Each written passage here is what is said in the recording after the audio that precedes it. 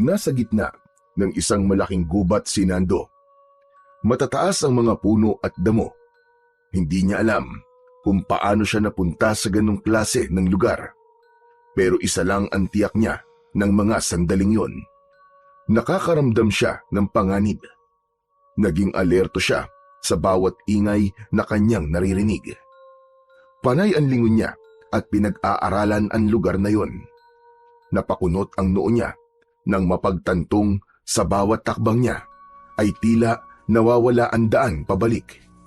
Wala din siyang makitang ibang tao sa paligid.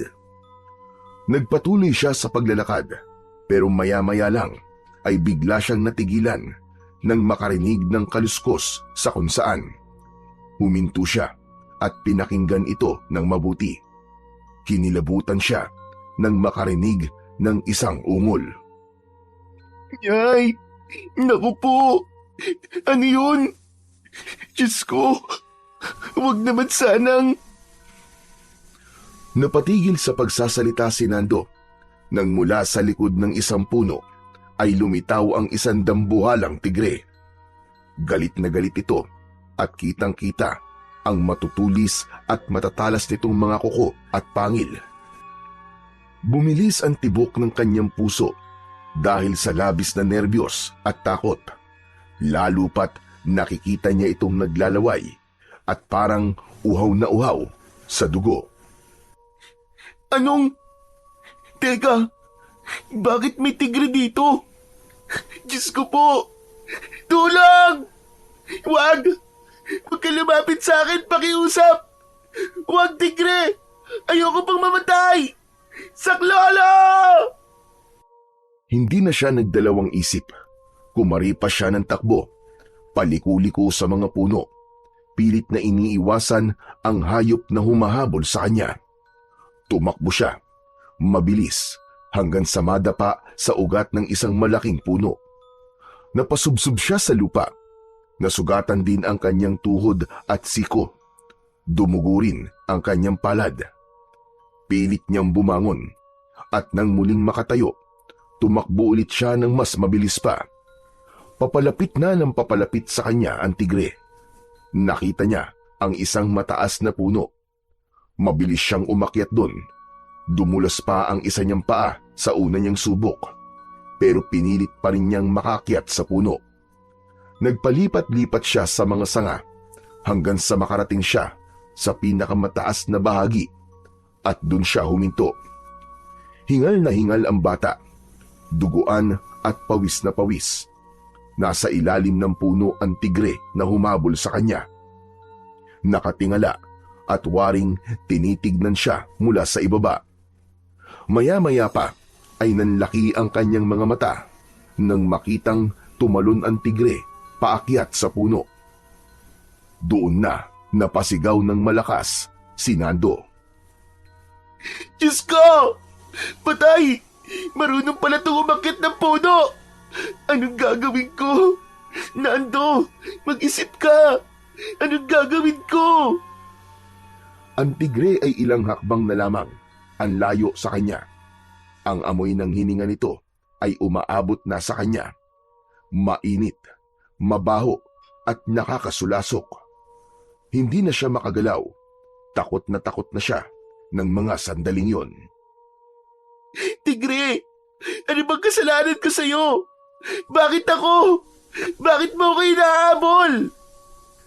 Ibinuka ng hayop ang kanyang malaking bibig at mula doon ay nakita niya ang matatalim at matatalas na gintong pangil. Bumaling din ang tingin niya sa matatalim na kuko ng tigre at ang kulay nito tulad din ng pangil nito. Kulay ginto, ngunit bago pa siya lamunin nito, ay biglang bumaling ang ulo ng tigre at tumingin sa ibaba. Napatingin na din siya at doon ay kanyang nakita ang isang taong kilalang-kilala niya, ang kanyang ama. Hindi ito kumikilos o nagsasalita. Parang pinapanood lang siya habang nakatingala. Sa halip na gumaan ang kanyang pakiramdam, lalo lang siyang kinabahan. Bumaba ng dahan-dahan ang tigre at nilapitan ang ama ni Nando. Tatay! Umalis ka dyan! Tumakbo ka na! Papatayin ka niya! Ngunit hindi man lang gumalaw ang lalaki. Nakatayo lang ito at walang pakialam sa tigre. Tay, ano ba? Pakiusap! Huwag lang kayong tumayo dyan! Tumakbo na po kayo! Nakita niyang huminto ang tigre sa harap ng kanyang ama. Gusto na niyang bumaba at tulungan ito, pero hindi siya makagalaw. Parang may humahawak sa kanyang katawan. Nakapako siya sa sanga. Nanginginig ang buo niyang katawan. Biglang kumilos na lang ang tigre at dinamba ang kanyang tatay. Napasigaw si Nando ng malakas. Tay! Pero hindi natumba ang kanyang ama.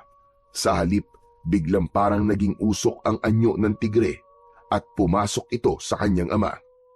Sa isang iglap, nagbago ang anyo nito. Ang nilalang na nasa harap ni Nando ay hindi na ang kanyang ama. Ang mukha nito ay may balat ng tao, pero may guhit ng itim at kahel, parang guhit sa katawan ng tigre. Ang mga mata nito ay dilaw. Kitang-kita rin doon ang hugis ng mata ng isang pusa. Ang ilong ay lumiit at naging matulis at ang bibig ay may mahahabang pangil na lumalabas kahit nakasara ang bibig. Ang katawan nito ay mabalahibo. May mga guhit din ng tigre sa dibdib, sa braso at sa likod. Ang mga kamay ay nagkaroon ng malalaking kuko na parang pangalmot. Kayang-kayang pumunit ng laman ng tao. Kahit nakikita pa rin niya ang mukha ng kanyang ama, ang tingin niya dito, isa ng mabangis na halimaw ang kanyang ama. Mula sa puno, nagulat si Lando na ang nilalang na ito ay tumingin sa kanya at tumalon pataas. Ah! At sa gitna ng kanyang malakas na paghiyaw, naramdaman niya ang malakas na yugyug sa kanyang balikat. May narinig siyang tinig. Nando! Nando! Diyos kay bata ito! Nando! Gumising ka! Pagdilat ng kanyang mga mata, nasa tabi na niya ang kanyang lolo Fred. Basang-basa ng pawis ang kanyang katawan. Nananaginip pa rin siya. Napahawak siya sa kanyang muka. Napansin niyang wala na siyang mga sugat. Wala na ang tigre. Wala na ang nilalang. Napatulala siya at di agad nakapagsalita. Ano ba nangyari sa iyong bata ka? Nananaginip ka na naman ba? Napatingin si Nando sa paligid. Nasa kama na siya. Umaga na. Nakita niya na ang maliwanag na paligid sa labas. Napatingin siya sa kanyang lolo Fred at saka tumango. Opo, Lolo. Nanaginip na naman po ako. Parang totoo po talaga. Parang hindi po panaginip. Ay nako, tulad pa rin pa ng dati. Nagpakita na naman ba sa iyo ang tigre? Opo. Pero mas mabangis na po siya ngayon, Lo. Parang gusto niya po akong kagatin at kainin. Pero ano? bigla pong nandun si tatay. Nagpakita po siya sa akin sa panaginip ko, Lo. Sinaniban po siya ng tigre na may gintong pangil at kuko. Talaga? Opo. Hindi ko nga po maintindihan ba't ganun po ang panaginip ko eh. Anong ibig sabihin po nun, Lo? Hindi kaya may gustong iparating sa iyo ang tatay mo? Kung meron man po siyang gustong sabihin, bakit kailangan po niyang idaan sa isang masama at nakakatakot na panaginip?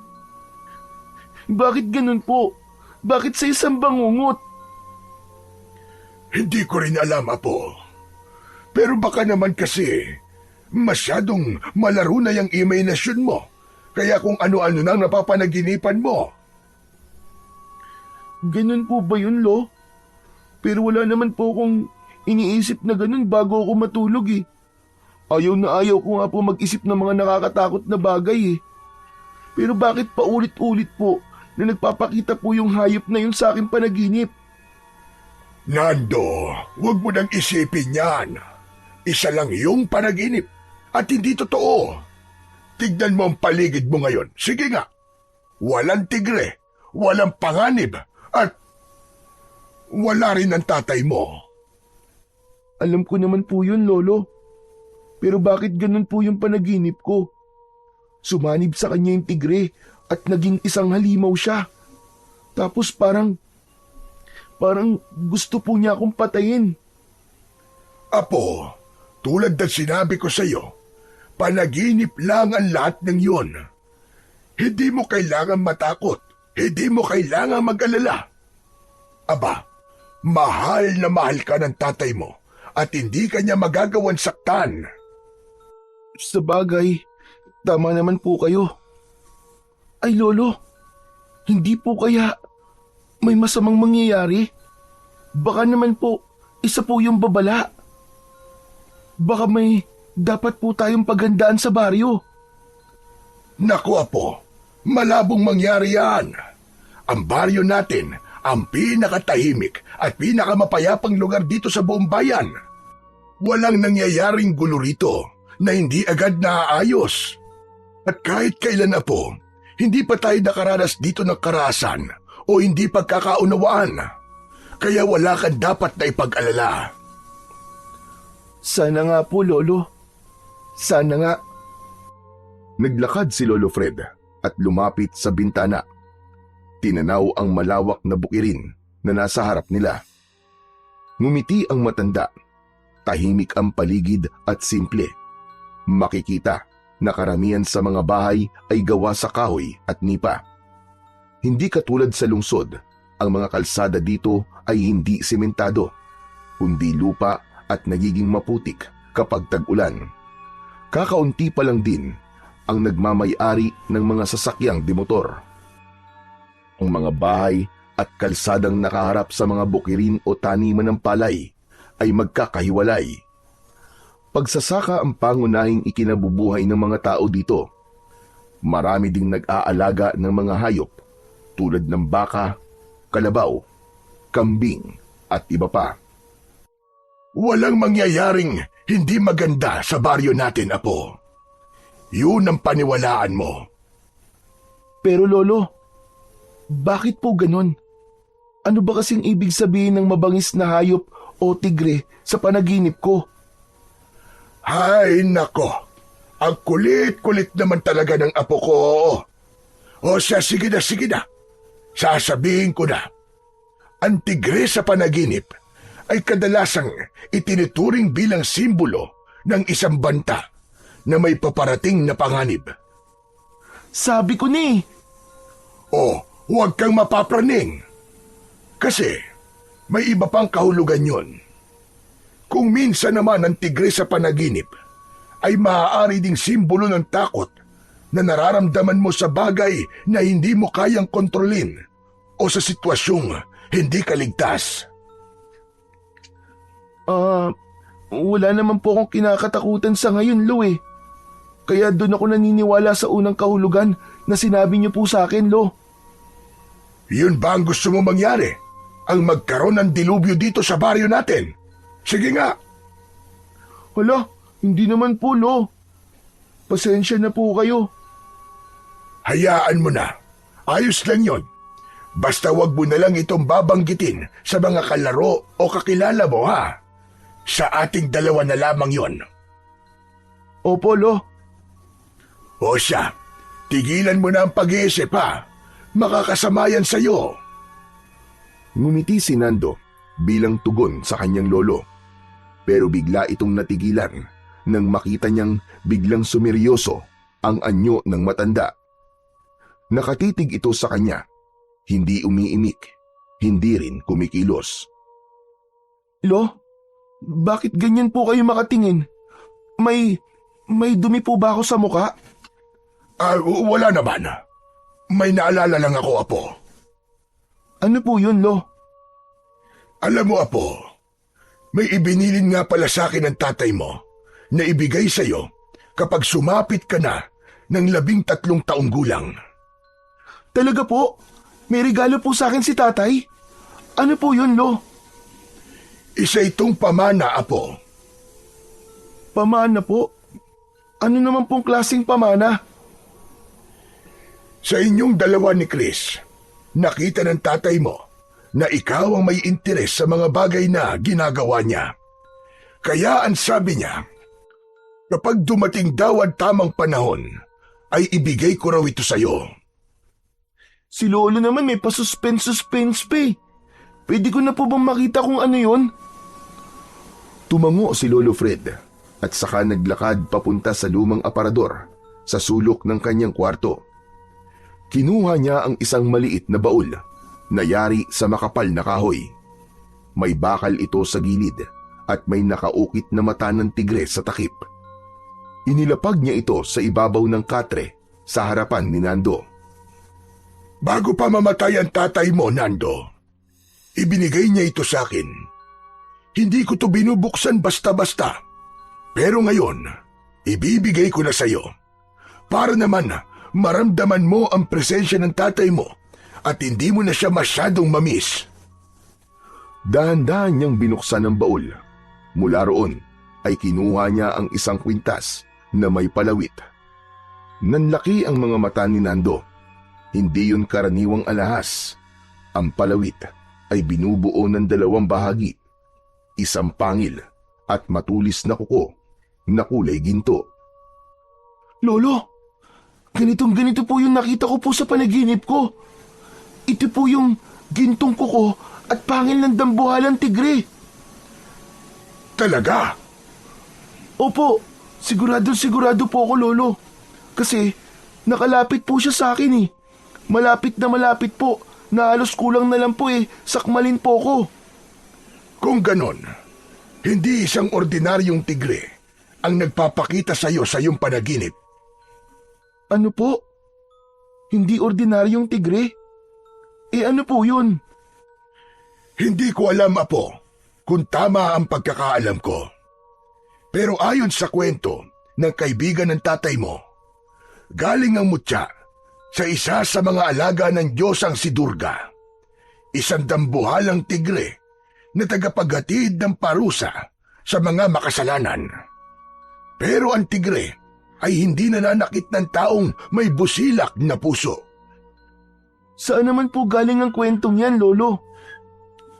Galing ang kwento kay Ravi.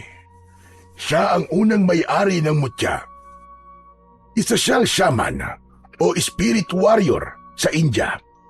Isang klase ng mandirigma na hindi gumagamit ng sandata o mga armas sa pakikipaglaban.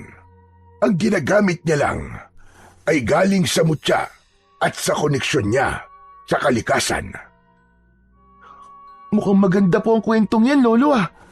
Pwede niyo po bang ikwento sa akin ang tungkol sa tigre na yan? Tama nga ang tatay mo. Parehas na parehas nga talaga kayo ng mga hilig. Sige, sisimulan ko na. Makinig kang mabuti. Umugot muna ng isang malakas na buntong hininga ang matanda at saka nagpalipat-lipat ang tingin nito sa kanyang apo at sa kwintas na nasa loob pa ng baul. Ang tigre na yon ay isang uri ng espiritong nagbabantay sa isang sagradong gubat sa Himalayas. Sinasabing bunga siya ng isang sinaunang ritual ng mga yogo. Isa lang siya sa buong mundo.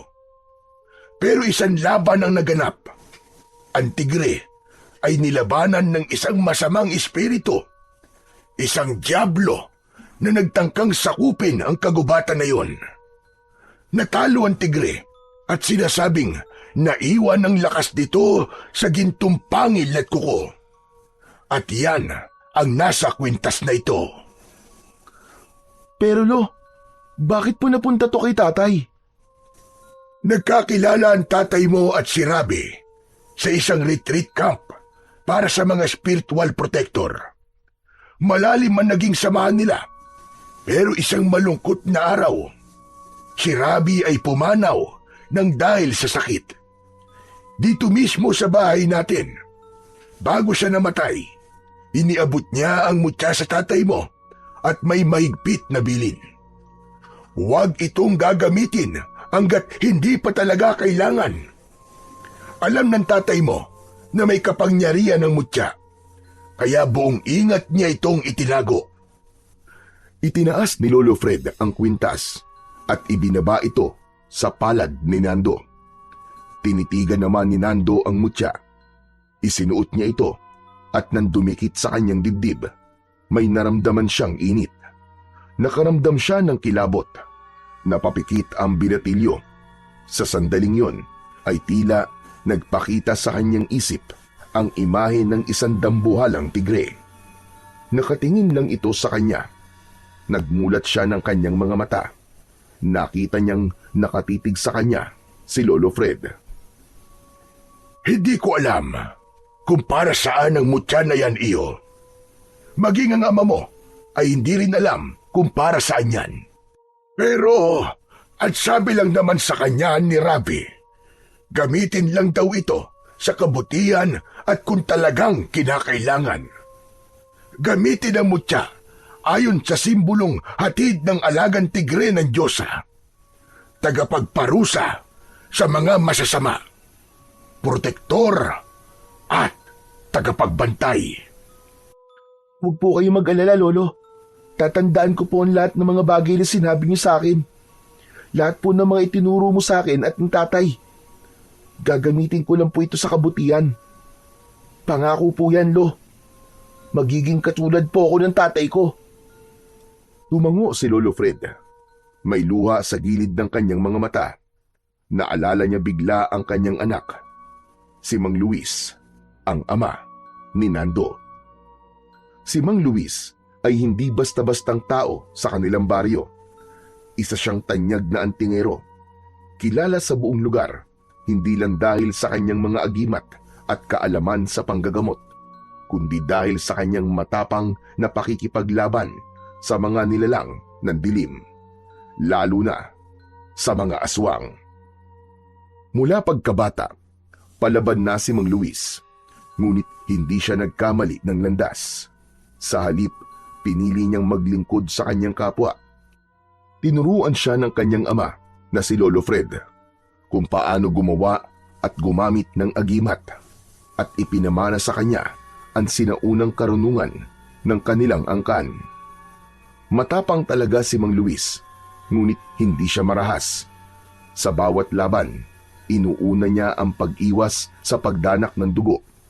Ngunit kung talagang kinakailangan, hindi siya nagdadalawang isip na ipagtanggol ang mga inosenteng mamamayan. Ngunit sa kabila ng kanyang lakas, hindi siya ligtas sa kamatayan. Sa huling taon ng kanyang buhay, unti-unti siyang pinahina ng isang matinding karamdaman. Walang agimat o mutya ang nakaligtas sa kanya sa sakit na yon.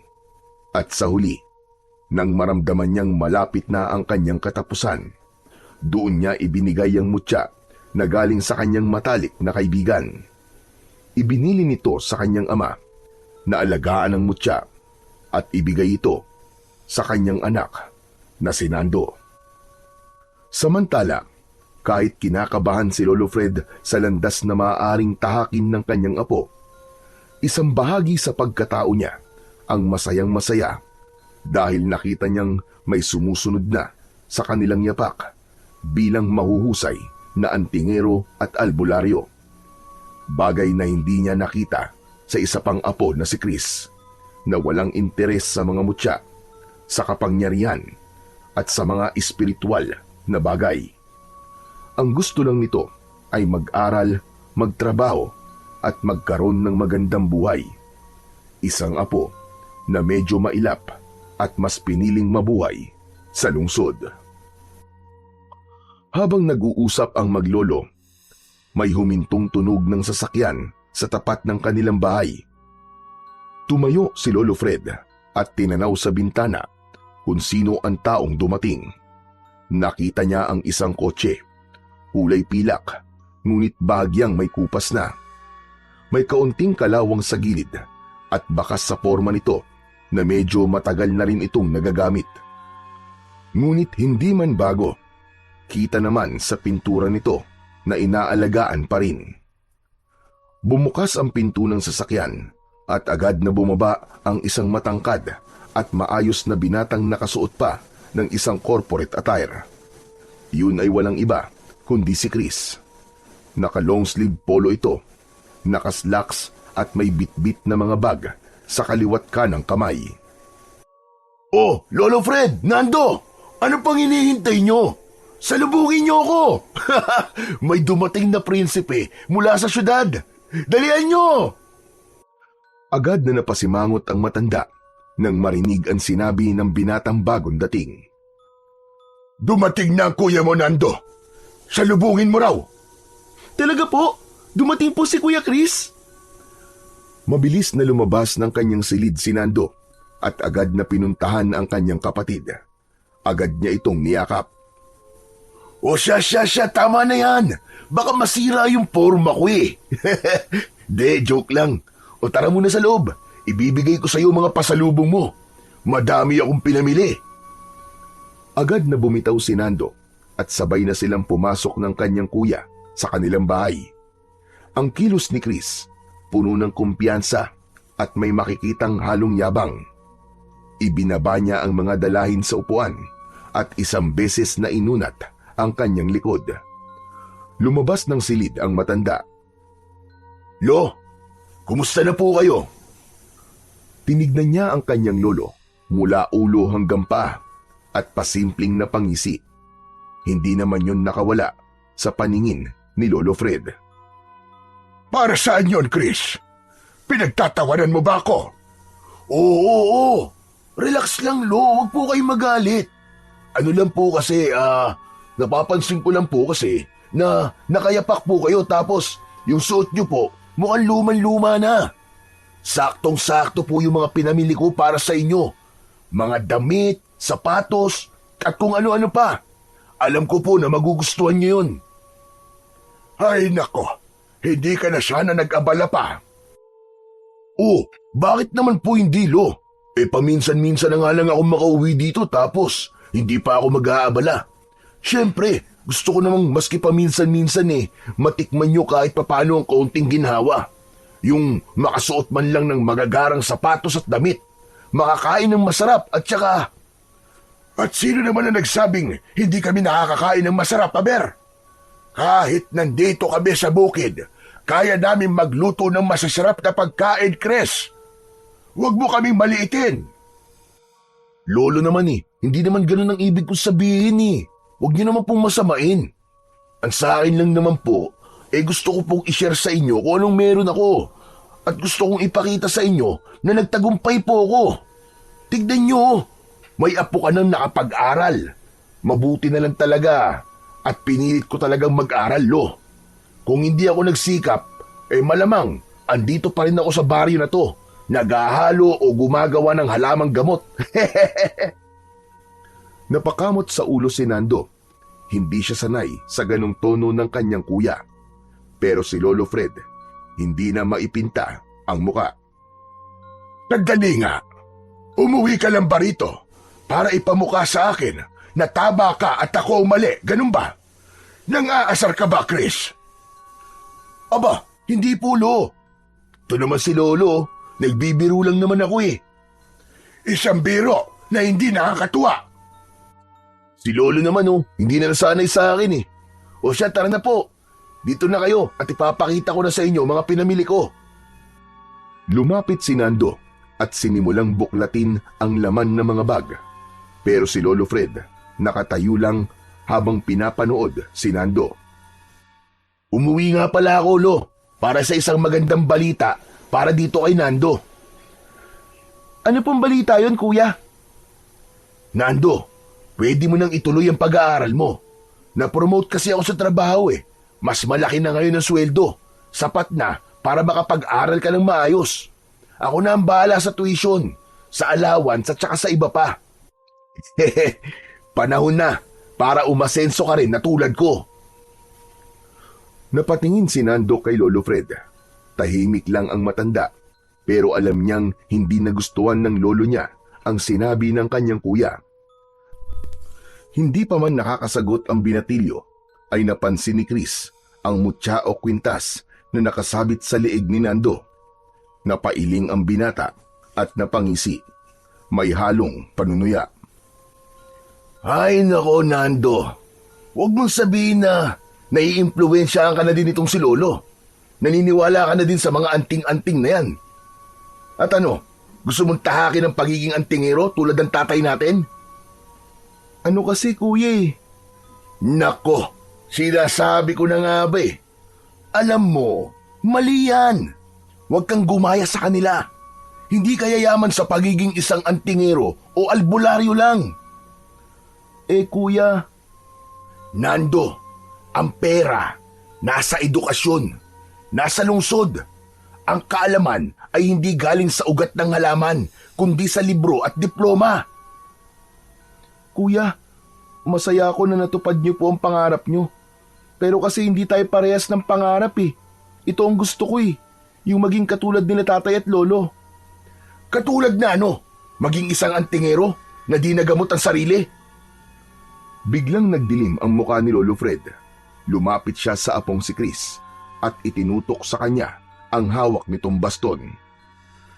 Tumigil ka dyan, Chris! Masyado nang matabil ang dila mo. Pati ama mo, na matagal nang nananahimik, ay dinadamay mo pa. Lolo, wala naman akong intensyon na saktan kayo o kontrahin ang paniniwala nyo eh. Pero itong kapatid ko, ayoko siyang maimpluwensyahan nyo. Ang gusto ko sa kanya, maging katulad ko siya at maranasan din naman niya ang buhay na maginhawa. Hambog ka! At sino nagsabi na impluwensyahan ko ang pag-iisip ng kapatid mo? Aba, namumuro ka na ha? Mula nang dumating ka, wala ka pang nasasabing matino. Di naman po yata totoo yan, Lo. Ang sa akin lang po, tama na po sana. Huwag niyo na pong ipilit sa amin ng kapatid ko ang pagsasali ng mga paniniwala niyo. Hayaan niyo po kami mangarap. Hayaan niyo po si Nando na lumipad. Huwag niyo siyang hayaan na matulad kay tatay na napakaraming natulungan pero ang sarili niya hindi niya nailigtas. Kuya, tama na. Hindi, Nando. Dapat marinig mo to. Ayoko masanay ang buhay mo sa kakapaniwala sa mga bagay na wala namang saysay. Makinig ka sa akin. Sumama ka sa akin sa Maynila. Ako na ang bahala sa lahat. Hindi, kuya. Hindi ko iiwan si Lolo dito. At wala rin akong balak na talikuran ng mga paniniwalang itinuro ni tatay at lolo sa akin. Maaaring hindi ko pa po alam ang lahat. Pero alam kong may halaga po ang ginagawa nila. Ano ka ba, Nando? Huwag mong sayangin o iisiping tanggihan ang inaalok ko sa'yo. Pero kuya... Tama na! Kung wala kang respeto sa paniniwala namin, umalis ka na muna sa harapan ko. Umuwi ka na lang ulit sa Maynila. Biglang tumahimik ang dalawa. Napasinghap si Nando. Ngayon lang niya nakitang tila umuusok na sa galit ang kanyang lolo. Ang tatay mo, hindi nabuhay para lang manggamot. Nabuhay siya para maglingkod. At oo, namatay siya. Pero hindi ibig sabihin nun ay wala nang halaga ang kanyang ginawa. Kung ang basihan ng tama ay pera lang at diploma, sana matagal na kaming iniwan ng mga taong humihingi ng tulong sa amin. Pero hindi. Patuloy silang lumalapit sa amin. Tumahimik si Chris. Hindi makatingin ng diretso sa kanyang lolo Fred. Kuya, hindi ko pinangarap ang Maynila eh. Hindi ko rin pinangarap ang yumaman. Ang gusto ko po, ipagpatuloy ang ginagawa ni na tatay at lolo. Dahil dito ko po nararamdaman ang halaga ko. Yun po ang gusto ko. Dito po ako may saysay. Hindi ko po sinasabi na mali ang ginagawa nyo. Pero sana, wag mo rin sabihin na mali ang sa amin. Alam mo, Nando, gusto lang kitang iangat sa kahirapan.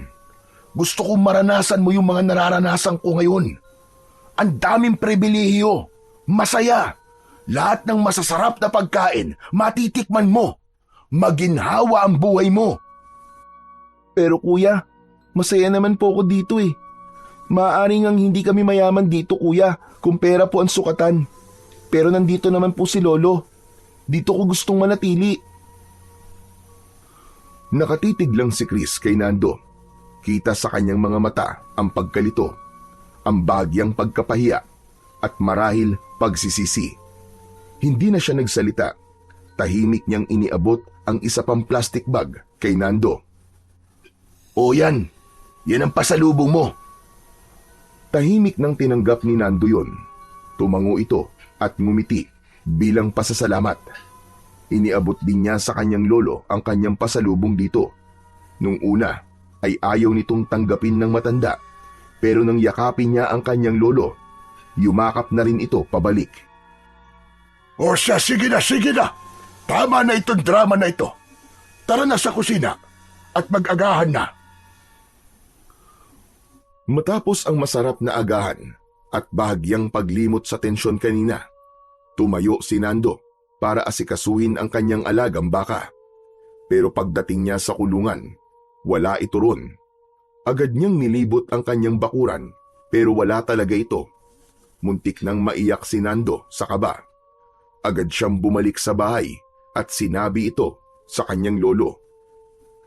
Lolo! Wala po sa kulungan yung baka natin. Sandali, kumalma ka lang. Baka naman tulad ng dati, nakawala lang. Huwag ka nang mag-alala. Hahanapin natin ang baka. Agad silang naghanda. Nagsuot ng sombrero si Lolo Fred, habang si Nando naman ay kinuha ang kanyang maliit na pamalo. Nagulat sila nang makitang nagbihis din si Chris at nagsabing sasama. Habang naglalakad sila, unti-unti nilang napansin ang kakaibang mga pangyayari. May nakita silang patay na kambing sa bakuran ng kapitbahay. Nakahandusay ito sa damuhan. May dugo sa leeg at wakwak ang tiyan. Kinain ang lamang loob. Sa susunod na bahay, 5 patay na manok naman ang nakita. Nagkalat din ang mga lamang loob at tila wala ng dugo. Hindi napigilan ni Chris ang masuka sa kanyang nakita. Nagpatuloy sila sa paglalakad. Halos lahat ay may parehong kwento. May pinatay, nilapa at kinaing mga hayop. Wala namang makapagsabi kung ano ang dahilan ng mga ito. Napansin ni Nando ang takot sa mga mata ng mga matatanda sa baryo. Nagbubulungan ng mga ito.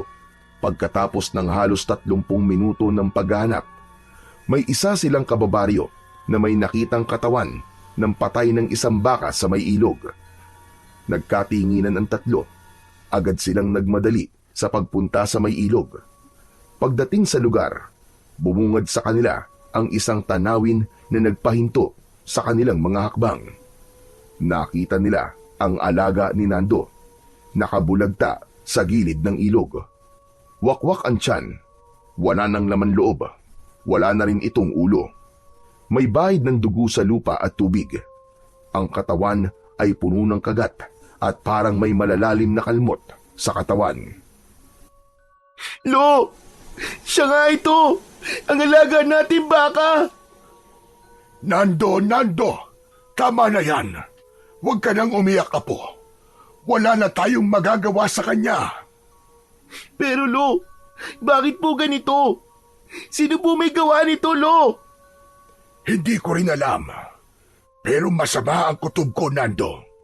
Hindi ito gawa ng isang ordinaryong nilalang.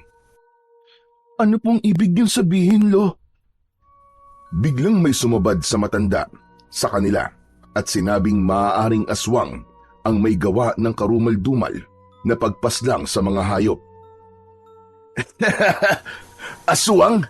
Come on! Seryoso? Tigilan nyo na nga yung mga ganyan-ganyan. Walang ganyan ngayon, ano?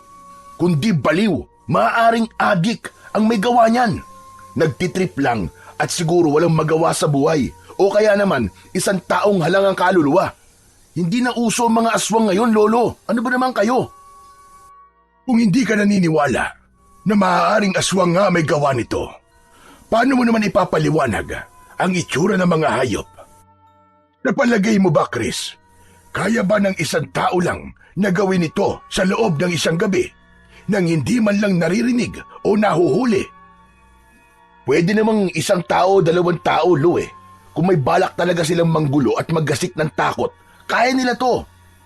Huwag niyong isisi kagad sa mga kababalaghan. Diyos ko, puro pamahiin, puro takot. Kaya walang umaasenso sa ganitong lugar eh. Puro haka-haka. Anong klaseng pananalita yan, Chris? Ha? O sige, sabihin natin na tama ka.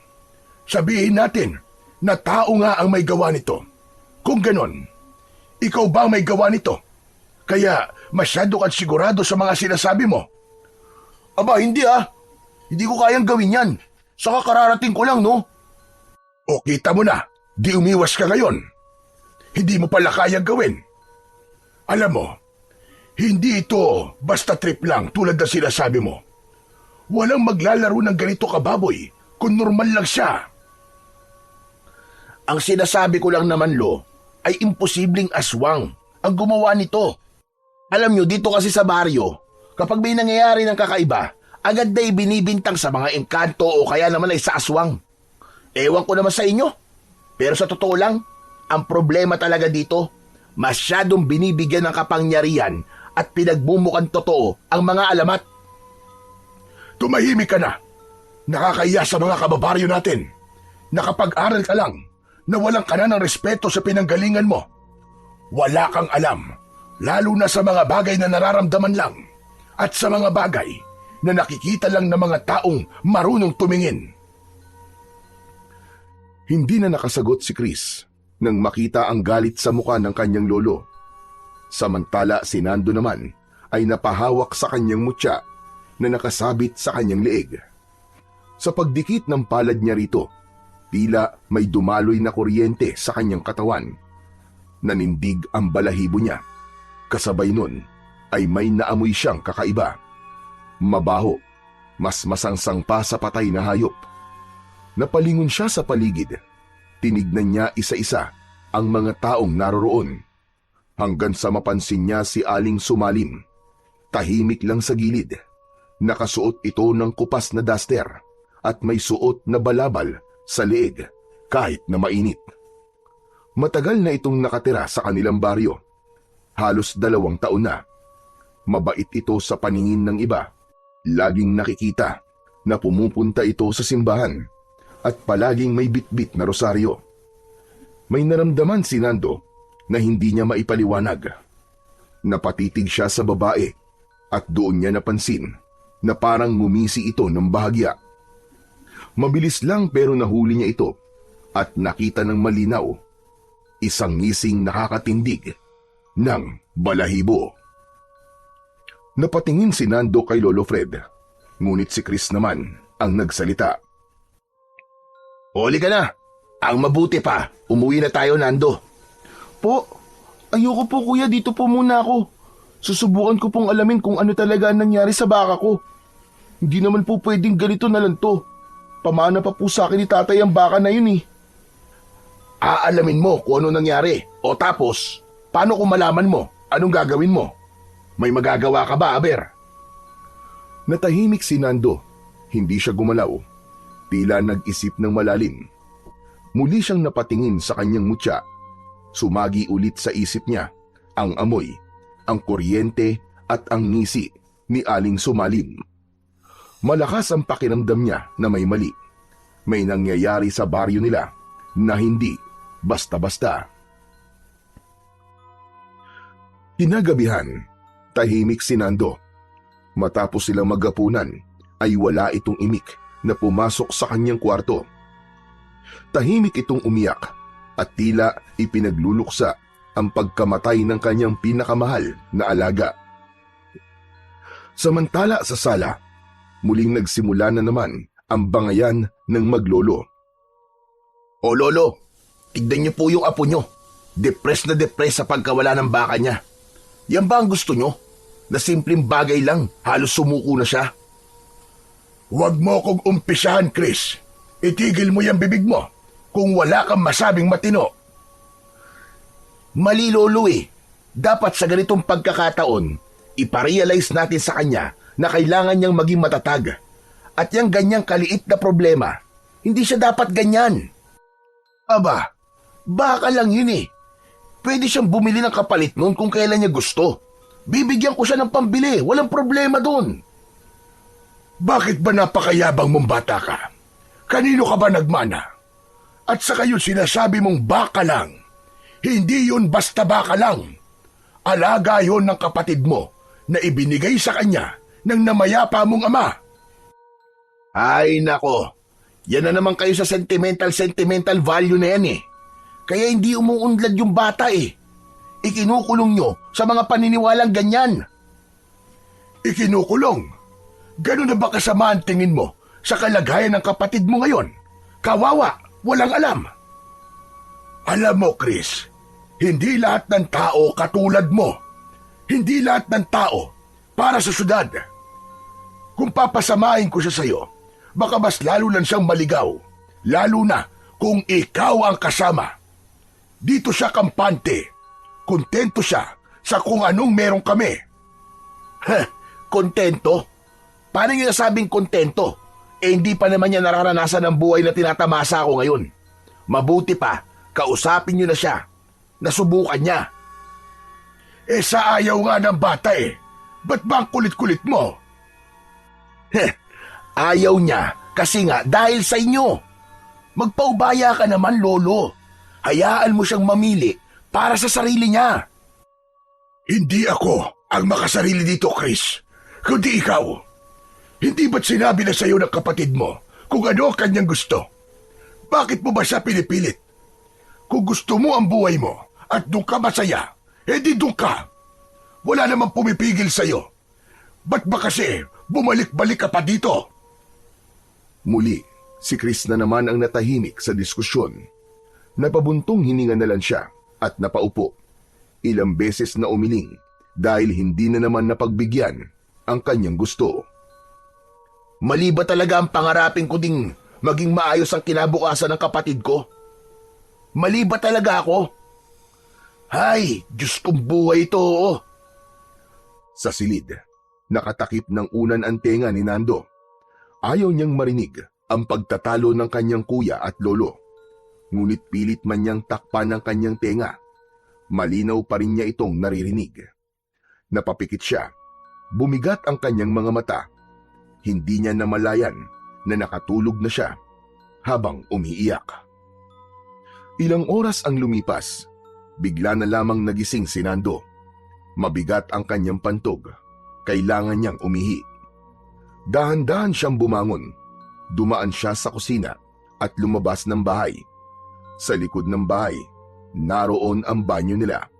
Isang simpleng paliguan at kubeta na yari sa kahoy na pinapalibutan ng sako bilang pantakip. Tanging maliit na lampara ang hawak niya bilang pangilaw. Habang umiihi siya, may narinig siyang isang tunog. Napalingon siya kagad. Wala naman siyang nakitang tao sa paligid. Muli niyang narinig, may sumitsit. Hindi lang isa, marami sila. Agad na nanindig ang balahibo ng bata. Muli niyang naramdaman ang pag-init ng kanyang mutya. Kasabay nito ay ang pag-ilaw nito. Isang mahinang ilaw noong una, pero unti-unting lumalakas. Parang nagbibigay sa kanya ng isang babala. Tapos ay may narinig siyang bumubulong-bulong. Parang nagsasabing kailangan niyang mag-ingat.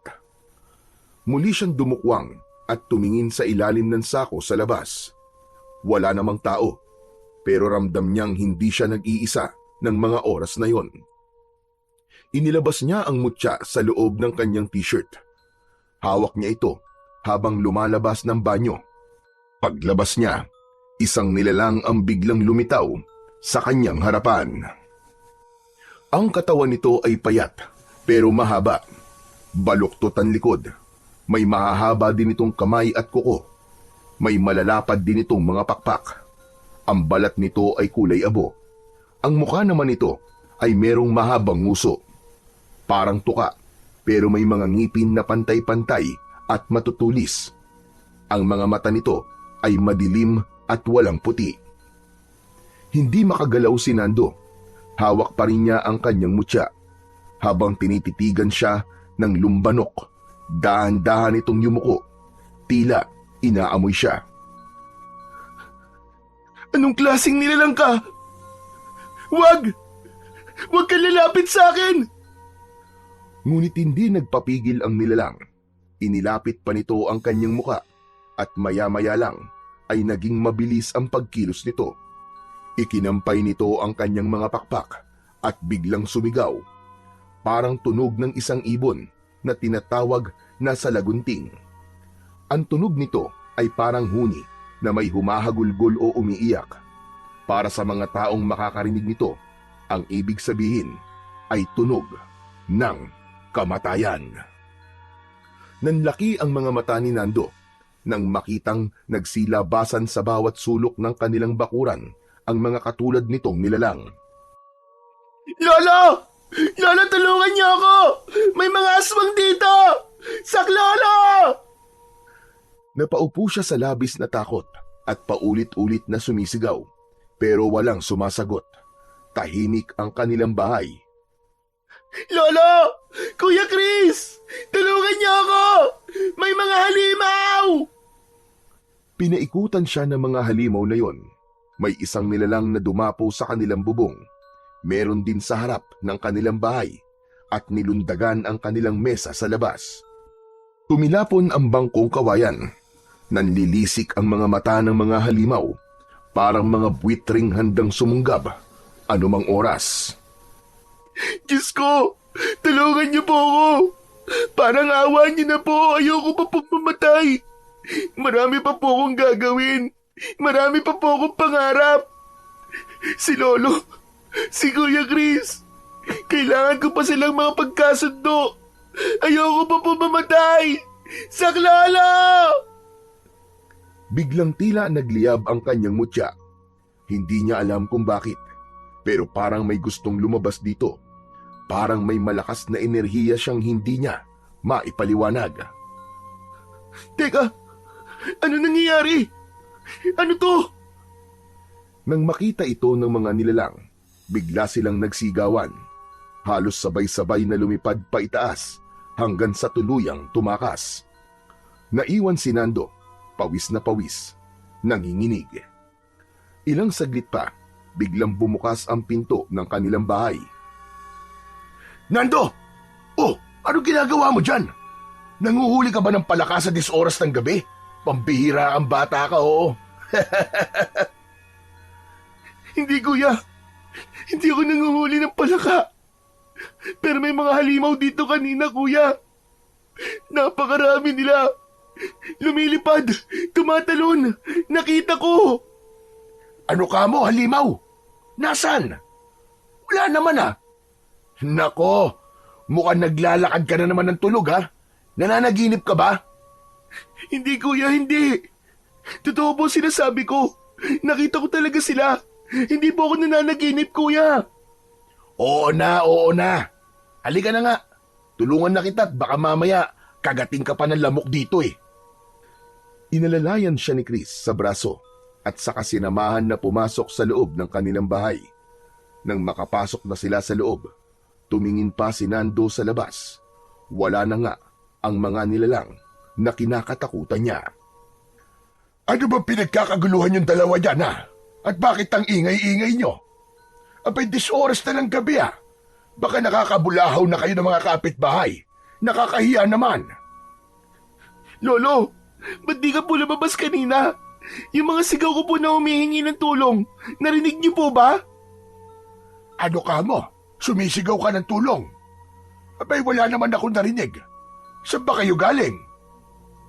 Sa labas nga po, Lolo. Lolo, ito po kasing apo nyo. Nakaupo po doon sa lupa, malapit po doon sa kubeta. Akala ko nga po nanguhuli ng palaka eh. May sinasabi po siya sa akin, kaso hindi naman po kapani-paniwala eh. Bakit, Chris? Ano ba nangyari? Lolo, totoo po sila. Totoo nga po may mga aswang po dito sa baryo natin, Lolo. Nakita ko po sila. Muntik na nila po akong kainin. Ano ka mo? Nakita mo sila? Abay, anong itsura nila, apo? Anong klaseng aswang? Para po silang malalaking ibon. Tapos ang tunog po nila parang umiiyak. Mahabang iyak po. Parang huni na multo, Lolo. Nakakakilabot po talaga. Tapos po ang mga mata nila, puro itim po. May malalaki din po silang pakpak at saka... Mga lumbanok. Yung nakita mo ay isang uri ng aswang na tinatawag naming lumbanok. Parang isang pinaghalong tao at ibon na may nakakatakot na tunog. Kung ganon, sila pala ang pumipeste dito sa lugar natin. Ngunit paanong nangyari yon? Bakit nagkaroon ng mga ganyang nilalang ulit dito? Baka po, naligaw lang sila dito at piniling dito po magasik ng lagim. Hindi, iho. Hindi ganon ang katangian ng mga aswang na yon. Ang mga lumbanok, hindi sila basta-basta lang napapadpad o naliligaw sa isang lugar. Sila ay mga nilalang na sadyang nilikha. May lumilikha sa kanila. May bumubuhay. May nagpapakain. May nagpapalakas. Talaga po? May gumagawa sa kanila? Ganun na nga. Ang mga lumbanok ay hindi tulad ng ibang aswang na isinumpa o isinilang ng mga aswang. Sila ay mga nilalang na nilikha sa pamamagitan ng ritual at itim na kapangyarihan. Ano po yun, Lo? Ngayon lang po ako nakarinig ng ganun ah. Ibig sabihin, Nando, gumagamit ng itim na salamangka ang reyna ng mga aswang para makagawa ng isang halimaw na katulad nun. Minsan may mga sangkap silang kinukuha at inaalay tulad ng katawan ng tao o hayop. Ngayong alam ko na kung bakit maraming mga hayop ang pinapatay. Yun ang ginagamit nila para mas makalikha pa ng mas maraming mga lumbanok. Oo nga po, no. Siguro nga. Ang sama nila. Napakasama ng reyna nila. Ang daming napeperwisyo sa ginagawa niya. Aba, Kapo. Alam mo bang, minsan ay nakalaban na din ng iyong ama ang isa sa pinakamalalakas sa kanila noon. Ano po? Si tatay? Talaga po, Lo? Oo, pero matagal na yun. Wala ka pa. May panahon noon na maraming nawawalang mga tao dito sa baryo. Akala ng iba kinidnap. Pero si Luis, iba ang kutob niya. Kaya sinundan niya ang mga palatandaan hanggang sa matuntun niya ang pugad nila. Ang reyna nila ay isang nilalang na may katawang tao pero balot ng balahibo. May matutulis na kuko at may malalaking pakpak. Ang mga mata niya ay puro itim. Yun nga po, Lolo. Yun nga po. Ganun na ganun po ang itsura na nakita ko kanina. Pero hindi lang po isa. Madami po sila, Lo. Sobrang dami po talaga. Kung ganon, ay may dapat na tayong paghandaan na laban. Dahil ayon pa rin sa tatay mo, ang reyna ay mas higit na mas malakas sa mga nilikha niya. Mas malakas, mas mabilis, at may kakayahang mag-anyong tao. Mabuti na lang noon ay nagtagumpay siya gamit ang kanyang agimat at dasal. Matapos ang laban na yon, tahimik na ulit ang baryo ng ilang taon. Hanggang ngayon. Kung ganun po, ay may bago na pong reyna. May bago pong lumilikha sa kanila. Tama ka. Yun din ang iniisip ko. May gumagamit na naman ng itim na mahika. Ang kinakatakot ko lang, baka isa dito sa baryo ang kanilang reyna. Una hayop lang, pero kalaunan, siguradong tao na ang kanilang bibiktimahin. Tahimik na napatingin si Nando sa paligid. Nakadama siya ng malamig na hangin na tila dumaan sa batok niya. Napatingin siya sa mutya sa kanyang liig. Bahagya yung kumikislap. Kung ganun po, ay kailangan nating alamin kung sino ang pinagbumulan ng mga aswang na yon. Tama ka. Para mapatay natin ang mga sanga, kailangan natin putulin ang pinakapuno at ugat. Ayos! Ang ganda lang kwento ah. Nakakabilib. Ano, kuya? Kwento? Hindi, kuya. Nakita ko talaga sila. Di yun basta gawa-gawa lang na kwento. Inaantok ka lang, kaya kung ano-ano nakikita mo. O kaya naman, baka tao lang ang dumaan. Ano ka ba, kuya? Sinabi na ngang hindi tao yun eh. May tao ba nakakalipad? Meron, sa panaginip. Ang kulit mo naman, kuya eh. Basta, aalamin ko kung sino yung reyna nila. At paano mo naman magagawa yon, Aber? Gagamitin ko ang mutyang ipinamana ni tatay. Anak ng mutya na naman. Walang kwenta yan. Anong walang kwenta, kuya? Kung hindi dahil sa mutya na to, malamang sa malamang patay na ako ngayon. Takot sila sa mutyang to. Talaga, Nando? Abay, paano mo nasabi yun? Natakot sila sa mutya na yan.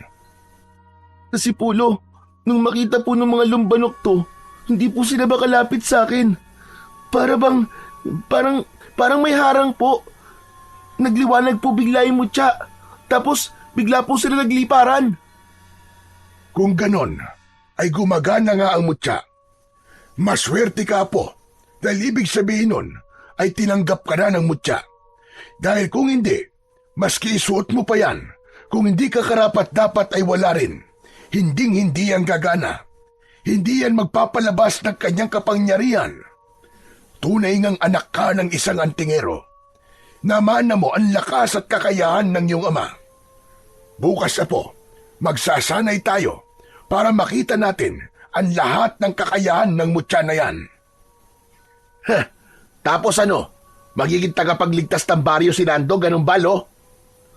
Ano namang masama ron, Chris? Ang masama, Lo, ganitong buhay po ang gusto nyo para kay Nando. Maging tagapagligtas ng baryo. Maging isang bayani, taga-supil ng aswang. Sigurado ho ba kayo? Nakukonsintihin nyo ang kalokohan niya, Lo? Nando, mag-isip-isip ka naman. Wala akong ibang hangad para sa'yo kundi ang magkaroon ka ng mas maayos na buhay. Huwag naman ganito. Kung totoo man yung mga aswang-aswang na yan, ayoko na makipaglaban ka sa kanila. Kasi ayoko na pati ikaw ay mawala sa akin. Tulad ni tatay. Mag-isip ka. Pero kuya, nakukuha mo naman ang punto ko, di ba? Hindi lang ako basta-basta nagyayabang dito, Nando. Ayoko ng ganitong buhay para sa'yo. Maawa ka naman sa sarili mo, Nando. Mas naaawa ako, kuya, sa mga tao dito sa baryo kung walang magtatanggol sa kanila. Ayokong may masasaktan. Lalo na't alam ko naman sa sarili ko na may kakayahan akong lumaban. Hindi ko kayang pumikit na lang at magwalang kibo. Kung totoo mang may panganib, haharapin ko. Gusto kong protekta ng baryo at bantayan laban sa mga aswang. Gusto mong protekta ng mga tao gamit lang ang mga batong yan na nasa leeg mo? Nando, hindi ka isang sundalo. Mas lalong hindi ka isang superhero. Isa ka lang simpleng binatilyo, Nando. Huwag kang gumaya kay tatay. Wala kang mapapala kundi kamatayan lang. Huwag ka mag-alala, kuya. Hindi ako mamamatay. Nararamdaman ko, malakas ang mutya. At kung ako man ay susunod sa yapak ni tatay, itatama akong dapat na itama.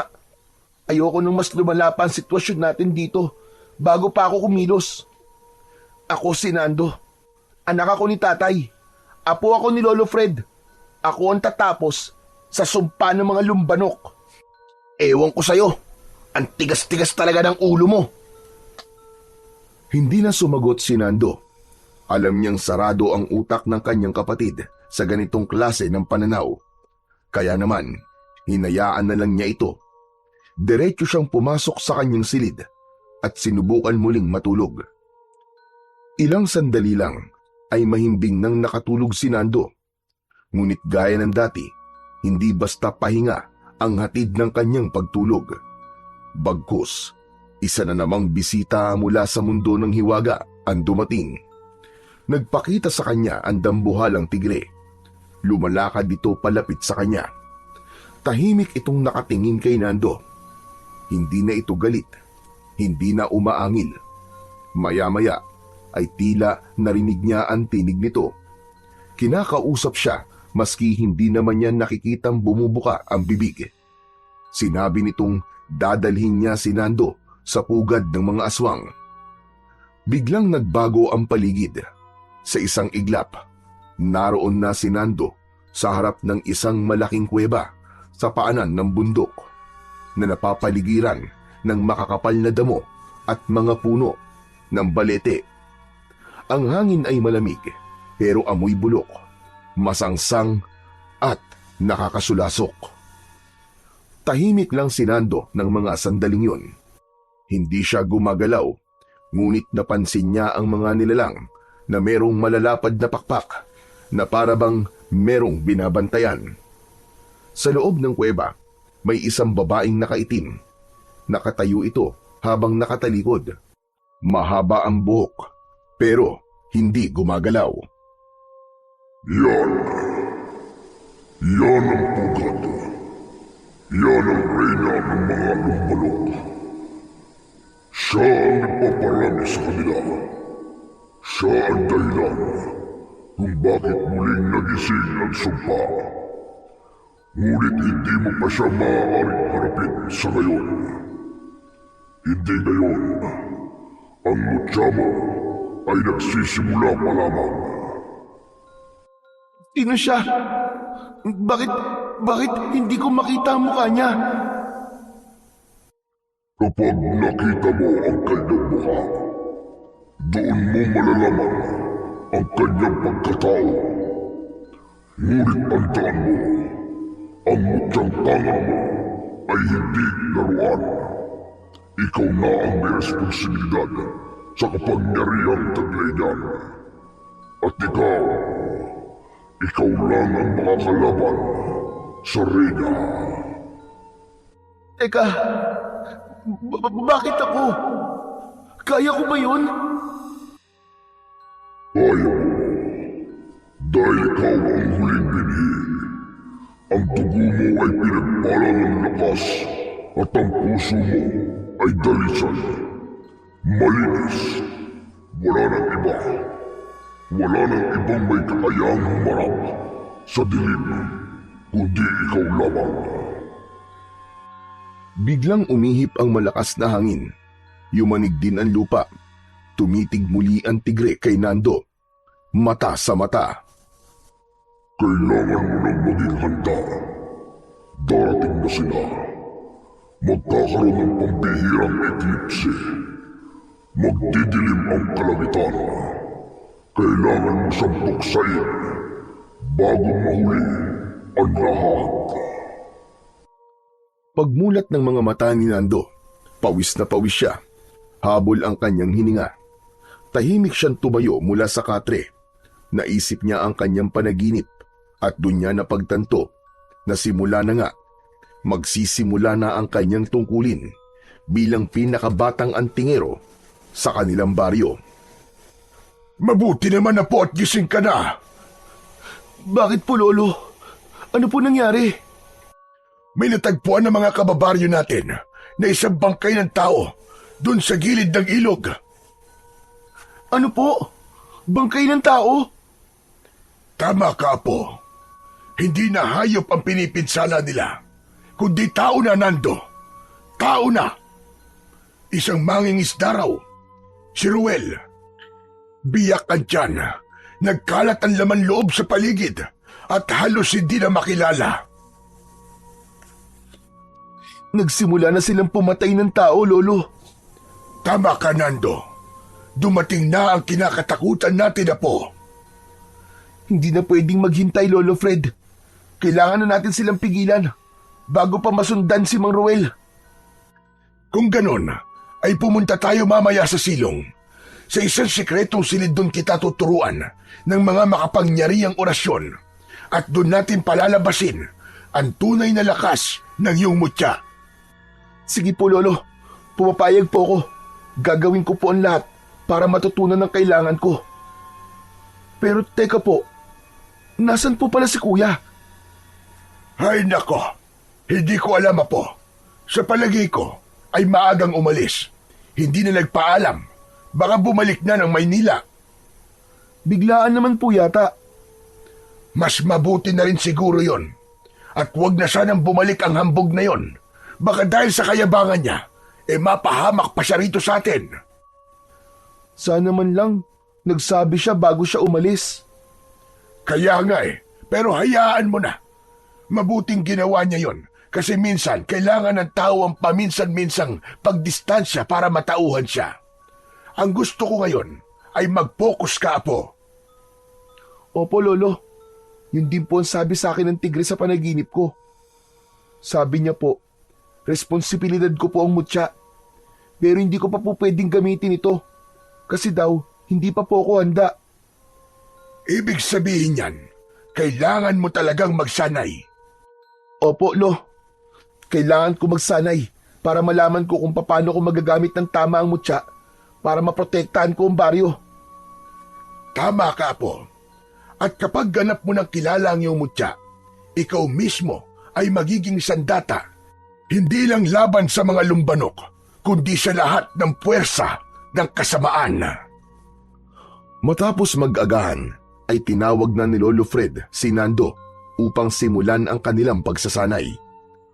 Bumaba sila sa silong ng kanilang bahay, isang bahagi ng bahay na matagal nang hindi pinupuntahan at binubuksan. May kahoy na pintuan doon na may kandado. Binuksan ito ng matanda.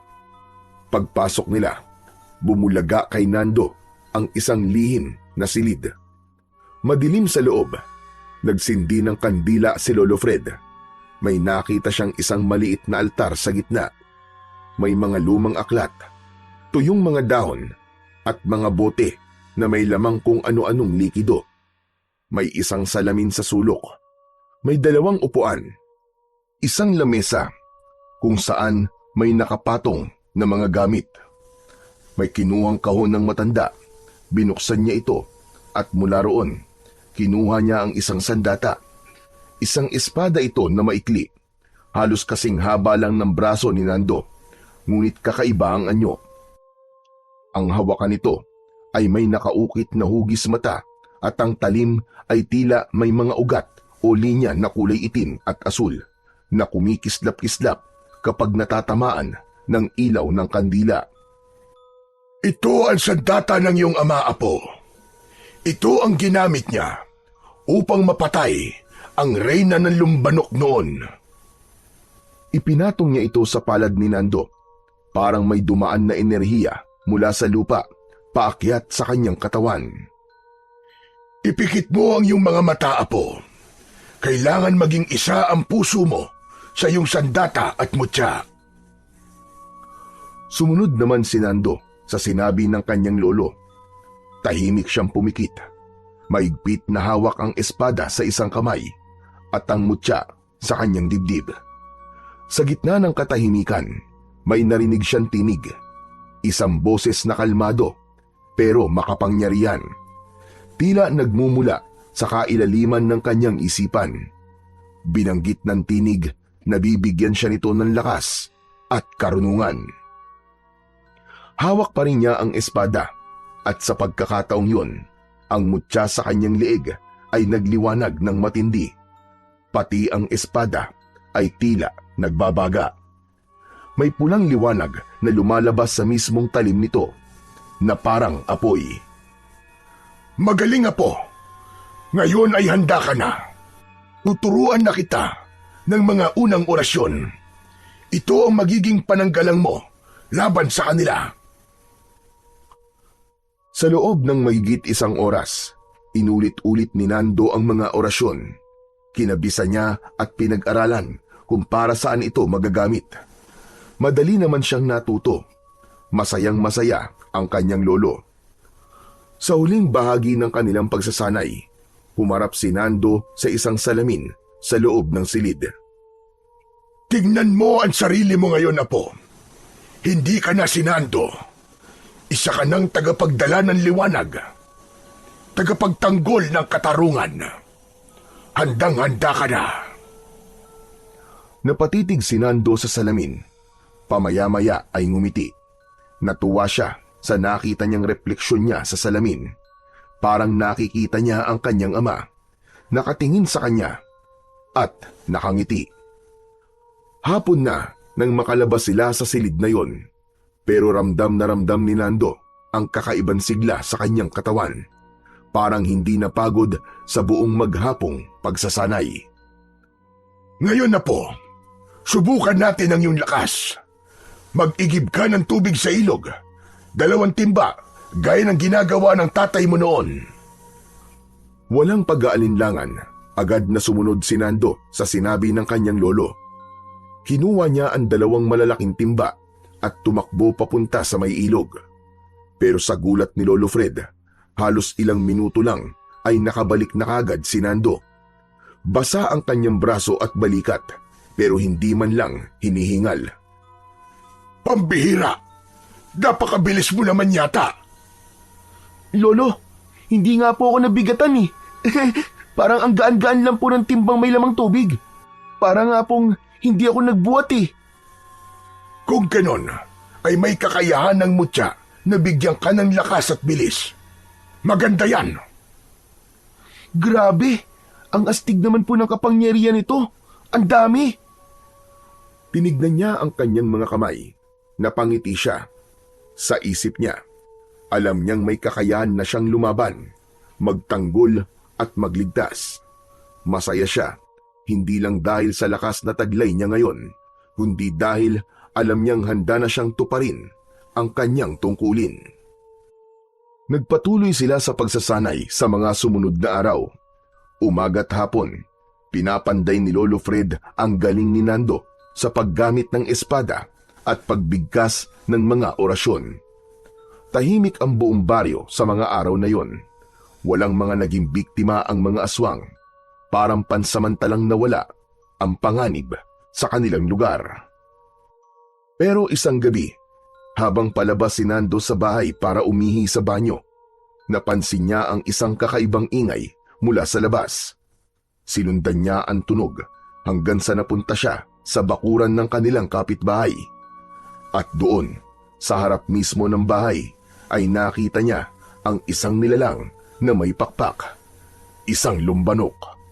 May nilala pa itong tao. Nakita niyang patay na ang matanda nilang kapitbahay na si Aling Puring. Agad siyang kumilos. Kahit patay na ang matanda, hindi siya nagdalawang isip. Sinugod niya ang aswang. Mabuti na lang at dala niya ang kanyang espada sa bewang. Nakalagay sa isang kaluban. Bitbit niya ito bago siya lumabas ng kanilang bahay. Hoy! Pangit na halimaw! Dito ka tumingin! Tumigil ang lumbanok sa kanyang ginagawang paglapa. Unti-unti itong lumingon kay Nando. Bumukas ang bibig nito at lumabas ang mahabang dila. Mahigpit na hinawakan ng binatilyo ang kanyang sandata at naghanda sa pag-atake ng nilalang. Sige! Lumapit ka dito! Hindi kita uurungan! Isang mabilis na pag-atake ang ginawa ng aswang. Lumipad ito sa ere at mabilis na bumulusok pa ibaba. Pero kasabay ng pagbaba ng aswang ay tumalon si Nando. Nagtagpo sila sa ere at nagbanggaan. Agad na tumama sa matigas na balat ng aswang ang espada ni Nando. Nasugatan ng aswang pero daplis lang. Mabilis ito at mailap. Ngunit sa bawat galaw nito, hindi nagpapaiwan si Nando. Ang kanyang mga paa ay parang hindi na rin ordinaryo. Nakakatalon siya ng mataas at nakakagalaw ng mabilis. Maya-maya ay narinig niya ang boses ng kanyang lolo. Nando! Huwag mong kalimutan ang orasyon na itinuro ko sa'yo!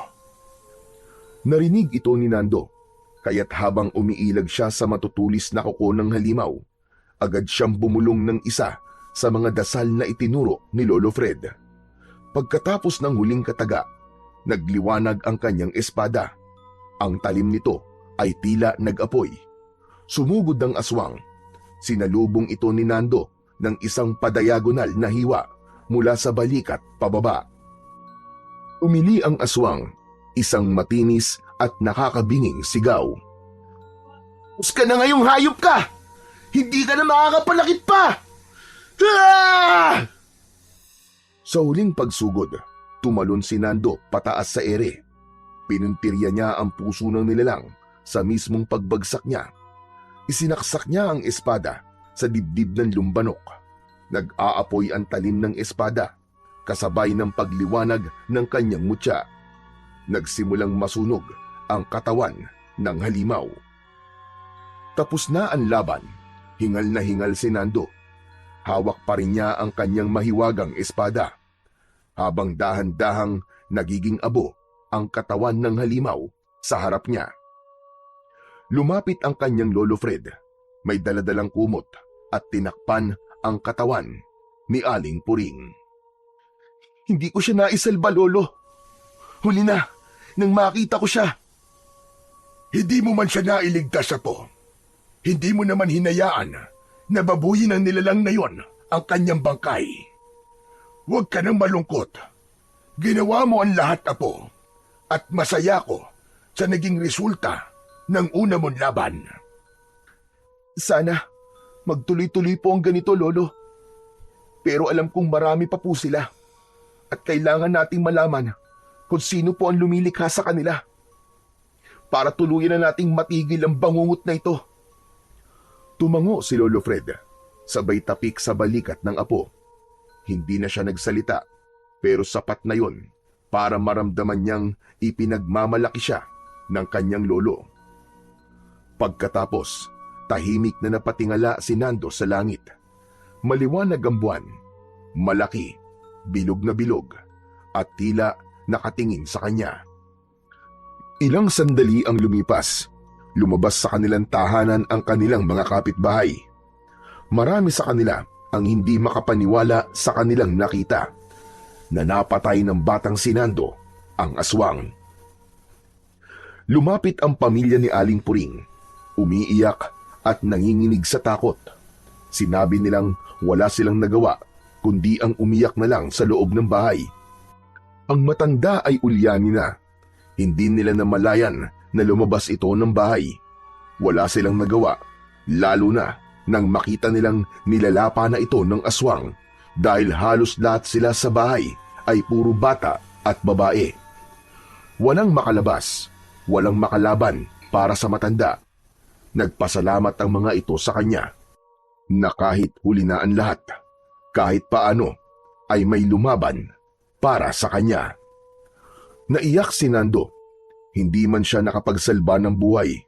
Alam niyang hindi siya nabigo. Nakatulong siya. May ginawa siya. At yun ang mahalaga.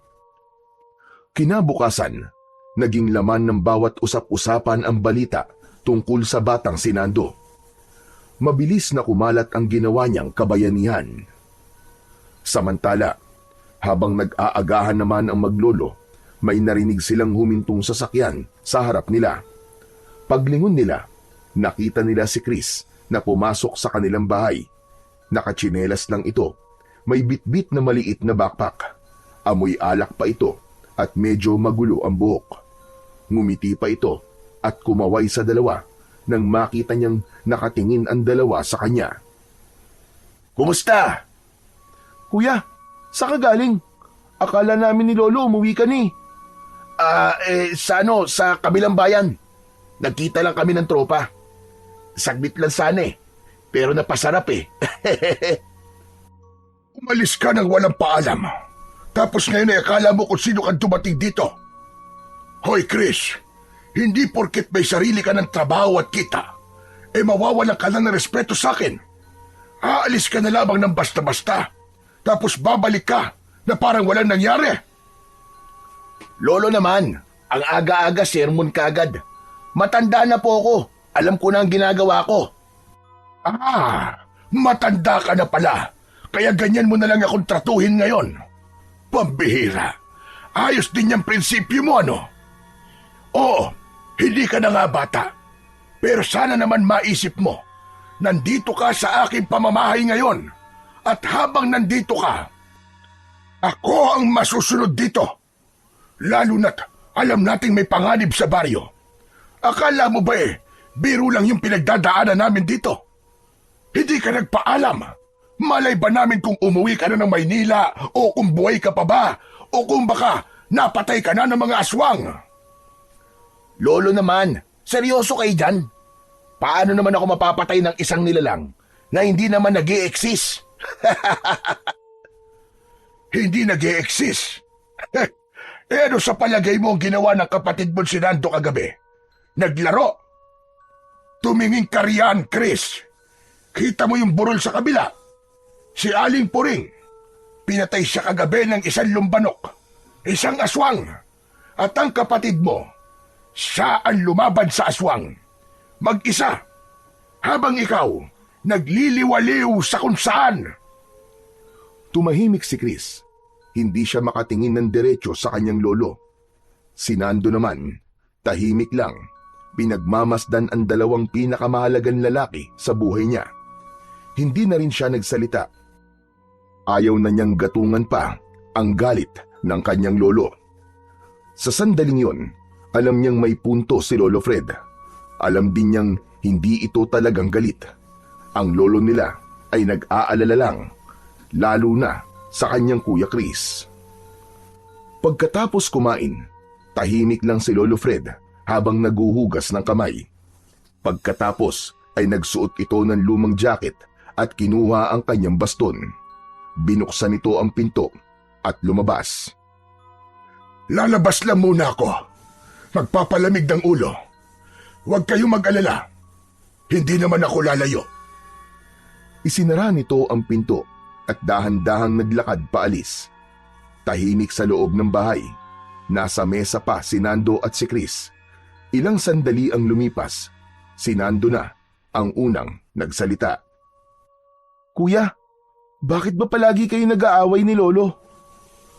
Hindi agad nakasagot si Chris. Tila nag-isip muna at saka umirap ng bahagya bago napabuntong hininga. Hindi mo maiintindihan, Nando. Bakit hindi mo subukan, kuya? Napatingin si Chris sa kapatid. Nakita niya ang sinseridad sa mga mata nito. Walang pangusga. Walang galit. Muli, napabuntong hininga siya bago muling nagsalita. Simula pa nung bata pa tayo, pakiramdam ko, laging may pader sa pagitan namin ni Lolo. Ikaw na lamang ang laging bida sa kanya. Ikaw ang palaging pinupuri. Ikaw ang pinagmamalaki. Samantalang ako, parang wala lang. Para bang laging may kulang sa akin, kaya di niya ako napapansin. Nag-aral ako na mabuti. Nagtrabaho. Sinikap kong makamit lahat ng kaya kong abutin. Pero parang hindi pa rin sapat. Kahit na anong achievement ko, parang walang kwenta sa kanya. Wala man lang yung simpleng magaling o proud ako sa'yo. Wala. Wala siyang sinabi. Kuya, hindi totoo yan. Mahal ka ni Lolo. At alam ko na proud siya sa'yo. Hindi ko maramdaman eh. Ngayon, tuwing may oportunidad ako, niyayabangan ko talaga siya. Sinasabi ko lahat ng mga achievements ko sa buhay para kahit paano ma-realize niya na meron din naman siyang ipagmamalaki sa akin. Pero ano, wala pa rin. Nung umuwi ako dito, puro singhal, puro sermon ang inaabot ko. Parang lahat ng sasabihin ko, lahat ng galaw ko mali sa kanya. Ang sakit, bunso. Ang hirap. Ang hirap magmahal ng taong hindi mo alam kung mahal ka rin. At ngayon, ikaw na naman ang bida. Kasi ikaw ang nagmana ng mutya. Ikaw ang susunod sa yapak ni tatay at ni lolo. Samantalang ako, wala. Tagapanood, tagamasid. Hindi ako favorite ni Lolo, kuya. Pareho niya tayong mahal. Maaring iba lang talaga ang paraan niya sa pagpapakita nun. Pero hindi ibig sabihin nun na meron siyang pinapaboran. Saka hindi ba? Ikaw nga nun. Halos kayo lang ni tatay ang laging magkasama. Kayo ang palaging magkausap. Ikaw ang favorite naman nun ni tatay, di ba? Si tatay. Siya lang ang palagi kong kakampi nun. Kapag may hindi kami pagkakaintindihan ni Lolo noon, si tatay ang palaging umaawat. Siya ang nagsasabing, intindihin ko na lang daw si Lolo kasi matanda na. Pero nung mamatay siya, nawalan na ako ng kakampi. Para na rin ako namatay. Kaya ba pinili mong lumayo sa amin, kuya? Kasi nagtatampo ka? Kasi galit ka sa akin? Hindi ako galit sa'yo. Nagtatampo, oo, kay Lolo. Pero hindi mo alam, bunso, kung gaano kalungkot sa bago kong mundo. Ang hirap ng pakiramdam na parang wala akong pamilya. Mag-isa lang ako doon. Nagkakamali ka, kuya. Kami ang pamilya mo. Lagi kang hinihintay ni Lolo. Mahal ka niya, kuya, maniwala ka. Baka ikaw lang ang hindi nakakakita.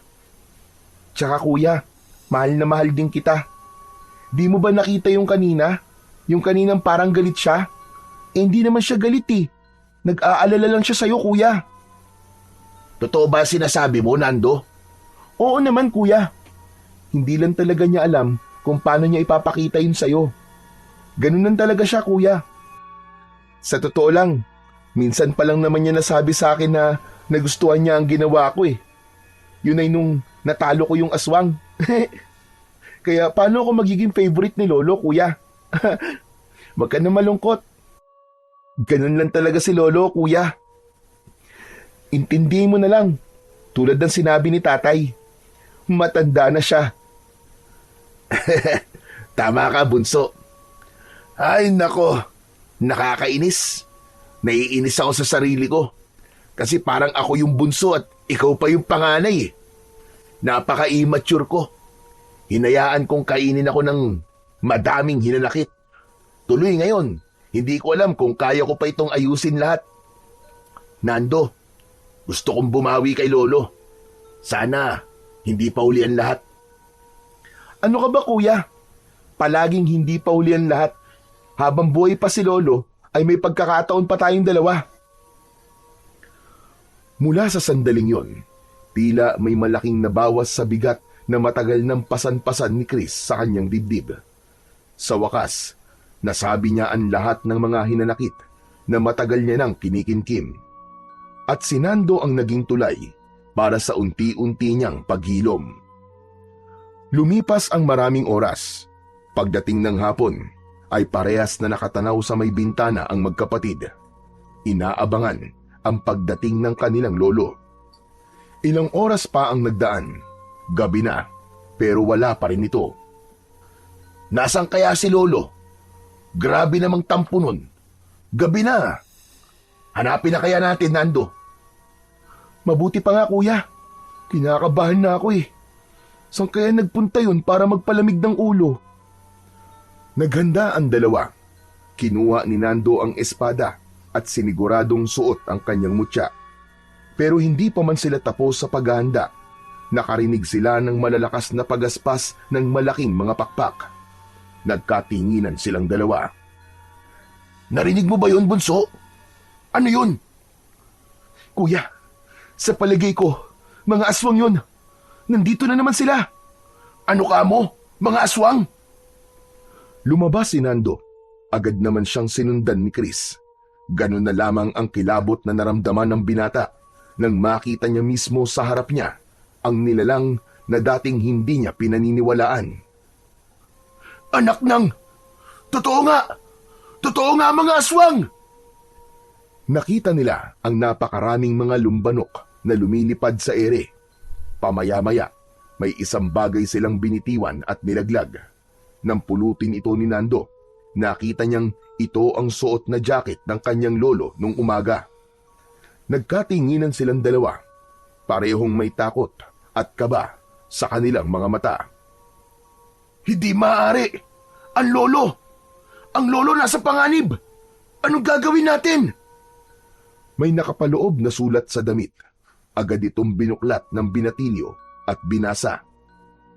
Ibigay mo sa akin ang mutya, kapalit ng buhay ng lolo mo. Natigilan si Nando. Nalito. Hindi siya makapag-isip kung ano ang dapat niyang gawin sa mga oras na yon. Kuya, anong gagawin natin? Ibibigay ko ba ang mutya para mailigtas si lolo? Pero paano ang baryo? Sigurado mapapahamak ang mga tao laban sa mga aswang. Kung ako si lolo, alam ko kung anong pipiliin niya. Ano, kuya? Ang tungkulin, Nando. Ang tungkulin mo, bago ang sarili. Palagi niyang sinasabi yun, di ba? Sa tingin mo ba, gugustuhin niyang mailigtas natin siya kapalit ng buhay ng mas nakararami? Hindi, pero... Hindi natin ibibigay ang mutya sa mga aswang na yun. Pero bunso, sasamahan kita. Ililigtas natin si lolo. Mabilis ang naging desisyon ng magkapatid. Buo na ang kanilang pasya na sumugod sa gubat para iligtas ang kanilang pinakamamahal na Lolo Fred. Naglakad sila papunta sa gubat. Masyadong tahimik na ang tangi lang nilang naririnig ay ang kanilang sariling mga kaluskos. Bunso, alam mo ba talaga kung saan sila makikita? Opo kuya, nakita ko po sa panaginip kung nasan po ang kanilang pugad. Ipinakita po sa akin ng tunay na may-ari ng mutya, ang maywagang tigre. Nagpatuloy sila sa paglalakad hanggang sa narating nila ang paanan ng bundok. Nakita nila ang kuweba, ngunit hindi sila doon nagtapos. Naglakad pa sila hanggang sa marating nila ang tila isang maliit na baryo. Nagtago sila sa likod ng matataas na damo at nagmanman. Madami silang nakitang mga tao na parang may hinihintay. Nakatambay sila sa labas ng kanilang mga bahay, nagtatawanan at nagkwekwentuhan. Bunso, sigurado ka bang dito natin makikita si Lolo?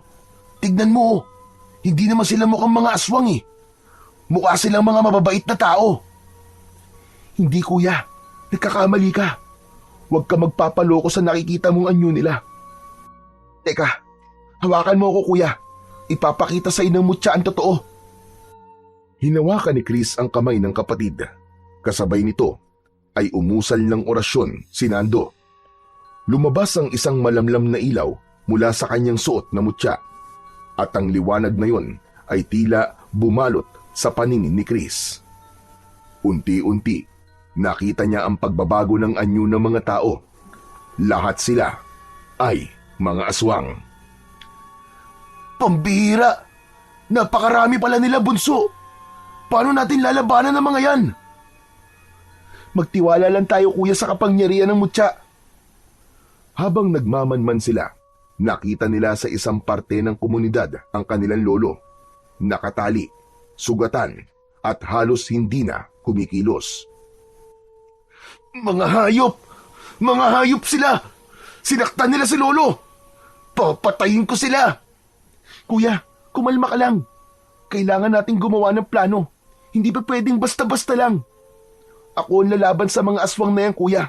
At ikaw naman ang magliligtas kay Lolo. Palayain mo siya at ilayo dito. Sigurado ka ba, bunso? Oo naman. Tulad ng sinabi ng tigre, ako lang kuya. Ako lang ang maaaring kumalaban sa mga aswang na yan. Alam mo, magkapatid pala talaga tayo, no? Bakit naman, kuya? Kasi manang-mana ka sa kayabangan ko. Kuya naman ngayon ka pa nagbiro eh. O sige na. Huwag ka nang tumawa. May misyon pa tayo. Sige, Nando, gawin na natin. Mag-iingat ka at galingan mo. Hayaan mo, pag napalaya ako si Lolo, tutulungan ka namin. Hindi ka nag-iisa sa laban na to, Nando. Kasama mo kami. Isang pamilya tayo. Salamat, kuya. Salamat. Agad na nagpakita si Nando sa mga aswang. Dala ang kanyang mahiwagang espada. Hindi na siya nagpatumpik-tumpik pa. Tumakbo siya palapit sa mga aswang. Nakipaglaban siya sa mga ito. Samantala, habang nagkakagulo ang lahat, si Chris naman ay patagong lumusot sa likuran. Mabilis, ngunit maingat. Nakarating siya nang walang nakakapansin sa puno kung saan nakatali ang kanyang Lolo Fred. Lolo, gising po kayo. Ako po ito, si Chris. Chris po, anong ginagawa niyo rito? Ililigtas ka po, Lolo. Agad na kinalag niya ang mga tali at tinulungan niya na makatayo ang kanyang lolo. Ngunit isang aswang ang nakapansin. Sumugod ito sa kanila. Naging matalas ang pandinig at pandama ni Nando. Naramdaman niya na nasa panganib ang kanyang mga kapamilya. Nakita niya agad ang papasugod na aswang. Mabilis siyang lumapit at sinaksak sa likod ang aswang na yun. Namatay ito at nasunog. Isa-isa niyang pinabagsak ang mga nilalang na humaharang sa kanya. Sige na kuya, itakas mo na si Lolo. Ako nang bahala dito. Pero hindi pwede yun. Hindi ka namin iiwan dito, Nando. Kung ganon, ito kuya ang espada. Ikaw na muna ang gumamit nito. kailangan mo ng sandata. Paano ka? Huwag mo akong alalahanin. Kaya ko to. Walang pag-aalinlangan na ibinigay ni Nando ang espada sa kanyang kuya. Tumayo siyang walang armas, ngunit hindi siya natakot. Kinalaban niya ang mga aswang na sumusugod sa kanila, gamit lamang ang kanyang angking lakas. Nagagawa niyang mapatumba ang mga aswang sa pamamagitan lamang ng kanyang mga sipa at suntok. Isa-isang bumabagsak sa lupa ang mga aswang na lumalapit sa kanya. Tinulungan na din siya ng kanyang kuya Chris. Ngunit biglang nag-iba ang ihip ng hangin. Mula sa isang kubo ay lumabas ang isang babae. Tahimik itong tumindig sa harap ng mga aswang. Isang salita lang niya at tumigil na ang lahat. Ang mga aswang na mababangis at mababagsik ay parang mga batang sinaway ng kanilang ina. Dahan-dahang lumapit ang babae at doon siya tuluyang nasilayan ni Nando. Nanlaki ang mga mata niya nang makilala ito. Hindi maaari. Si Aling Sumalim. Hindi sumagot ang babae, ngunit ang kanyang tingin ay diretso kay Nando. Malamig at walang emosyon. Ikaw nga! Ang sama mo! Bakit mo ito ginagawa? Ngumisi ang babae. Tinignan si Nando mula ulo hanggang paa. Tinignan din ito ang buwan bago nagsalita. Ako si Dayang Sumalim. Alam mo bang halos kaedad mo lang ako nang mamatay ang aking ina? Ano naman ngayon? Anong pakialam ko sa'yo? Meron. Dahil nalaman ko na ikaw ang tagapagmana ng antingero na yon, ang pumatay sa nanay ko. Ang dating reyna ng mga lumbanok. Biglang lumakas ang hangin. Napayuko si Chris habang pinoprotekta ng sarili mula sa alikabok. Samantalang si Nando naman ay hindi natinag. Ang mga aswang ay muling gumalaw, ngunit hindi umaatake. Tila naghihintay ng utos mula sa kanilang reyna. Nagbalik ako dito sa baryo para maghiganti. Hindi lang sa pamilya mo, kundi sa lahat. Sasakupin ko ang baryo nyo. Dadanak ang dugo. Wala akong ititirang buhay. Hindi mo magagawa yan dahil pipigilan kita. Ano? Pipigilan mo ko?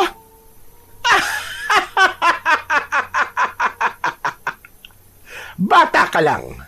Anong laban mo sa akin? Sa palagay mo ba ay kakayanin mo ko? Biglang umusal ng dasal ang babae. Napalingon si Nando. Ang mga aswang na pinatumba ni Nando ay muling nabuhay. Ngunit mas mabangis at mas malalakas. Paano nangyari yun? Nabuhay silang lahat. Sayang ang lahat ng pagod mo. Kaya wag ka nang lumaban.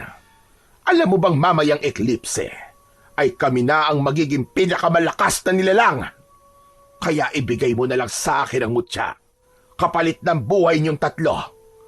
Papalayain ko kayo. Apo! Huwag! Huwag mong paniniwalaan ang aswang na yan! Tumigil ka, tanda! Sige!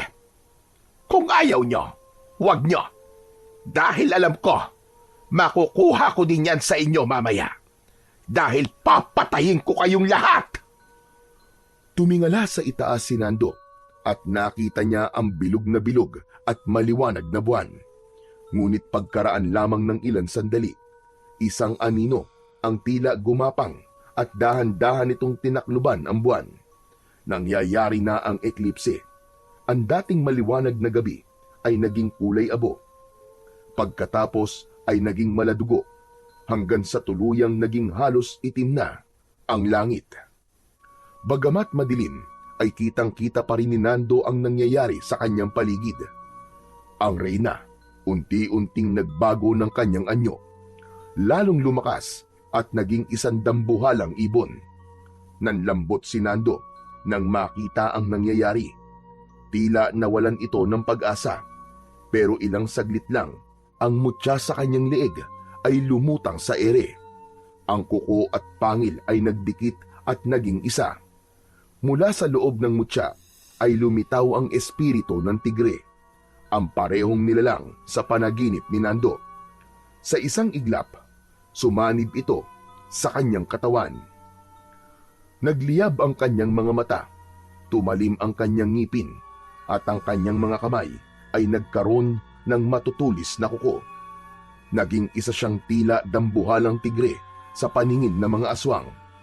Humarap ito sa dambuhalang ibon na si Dayang Sumalim. Itinaas ng aswang ang kanyang mga kamay at sumigaw ng napakalakas. Inutusan niya ang kanyang mga alagad na sumugod at patayin ang lahat ng mga tao. Agad na nagsiliparan ang lahat ng mga aswang papunta sa baryo. Ilang sandali pa ay narinig na ang malalakas na tahulan at alulong ng mga aso. Naririnig ng malinaw ni Nando ang mga iyakan at malalakas na hiyaw ng taong bayan. Itigil mo yan, hayop ka! Tigilan mo mga tao! Wala silang kasalanan sa'yo! Wala ka nang magagawa, bata! Hindi mo ko kaya! Sinugod ni Nando ang reyna ng mga aswang. Parehas na dambuhalang nilalang ang nasa harapan ng lahat. Naglalaban, lupa laban sa ere, apoy sa dilim. Nagpatuloy ang laban, isang mabagsik na salpukan ang naganap at agad na sumiklab. Malakas ang aswang at ilang beses din itong nasugatan ang dambuhalang tigre, pero hindi ito nagpabaya. Hanggang sa huling atake, ginamit ni Nando ang kuko ng mahiwagang tigre at isinaksak yon sa dibdib ng dambuhalang ibon. Pinakabaon niya to hanggang sa tumama sa mismong puso ng ibon. Sa kanya to kinagat sa pakpak. Pasadsad silang lumagapak sa lupa ng kanyang kalaban hanggang sa nawalan ito ng malay. Kasabay nito ang muling pagbabalik ng katahimikan. Nawala sa paningin nila ang mga aswang na lumbanok. Tila na puno ng usok ang buong lugar, kasabay ng paglaho ng mga halimaw. Si Nando, bumalik na rin sa anyo nito bilang tao. Pagod, sugatan, ngunit buo na tumayo si Nando. Humihingal, pero may ngiti sa kanyang labi. Sa likod ay papalapit naman si Chris at si Lolo Fred. Tapos na! Ang galing mo, bunso! Grabe! Di ko talaga akalain na ganun kakagaling makipaglaban. Ngumiti si Nando sa sinabing yon ng kanyang kuya Chris. Ngunit sa sandaling yon, biglang namilog ang mga mata ng binata nang makitang bumangon ang reyna ng mga aswang sa likod ni Nando. Ang matatalim na kuko nito ay nakatutok sa likod ng binatilyo. Handa nang umatake. Mabilis na kumilos si Chris. Tumakbo siya at hindi nagdalawang isip na itulak si Nando at siya ang sumalubong kay Dayang Sumalim. Sinaksak nito ang dibdib ng aswang gamit ang espada. Malalakas na tili ang kumawala sa bibig ng halimaw. Puno ito ng sakit at galit. Sunod-sunod na isinaksak niya ang espada. Lahat ay tumama sa dibdib at sa puso ng aswang. At doon tuluyan na talagang natapos ang buhay ng reyna ng mga aswang na lumbanok. Yan! Tapos na talaga!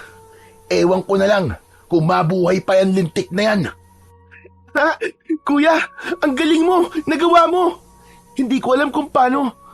Pero salamat, kuya. Kundi dahil sa'yo, baka wala na ako. Sus! Wala yun. Maliit na bagay. Magaling, mga apo. Ang huhusay nyo. Manang-mana talaga kayo sa inyong ama. Chris, hindi ko akalain na may pambihira ka rin palang tapang. Mahusay. Ang galing ng ginawa mo, apo. Iniligtas mo ang buhay ng kapatid mo. Iniligtas mo tayong lahat. Napapikit si Chris sa narinig. Parang biglang nawala ang pagod niya. Sa unang pagkakataon, ang lolo niyang laging seryoso at madalas na tahimik sa kanya, ngayon ay nagbigay ng papuri. Hindi siya makapaniwala. Lolo, Totoo po bang naririnig ko? Pinupuri niyo po ako? Aba, o bakit? Dapat lang naman, hindi ba? Talaga namang nakakahanga ang ginawa mo. Ang ginawa niyong magkapatid. Napaluwa si Chris. Agad siyang lumapit sa matandang lalaki at niyakap ito ng mahigpit. Lolo, salamat po. Ngayon lang po ako nakarinig ng ganito sa inyo. Mahal na mahal ko po kayo, Lolo. Mahal na mahal din kita, Apo. Sa tabi nila ay nakangiti si Nando habang pinagmamasdan ang dalawa. Masaya siya na nagkabati na sina Chris at Lolo Fred. Isang bagay na matagal niya nang pinapangarap. Sa wakas, naramdaman niya na buo na ulit ang kanilang pamilya. Makalipas ang ilang araw, mula sa tagpong yun, unti-unting bumalik sa normal ang katahimikan sa baryo. Isang pista ang inihanda ng buong baryo bilang pasasalamat sa kaligtasang natamo nila.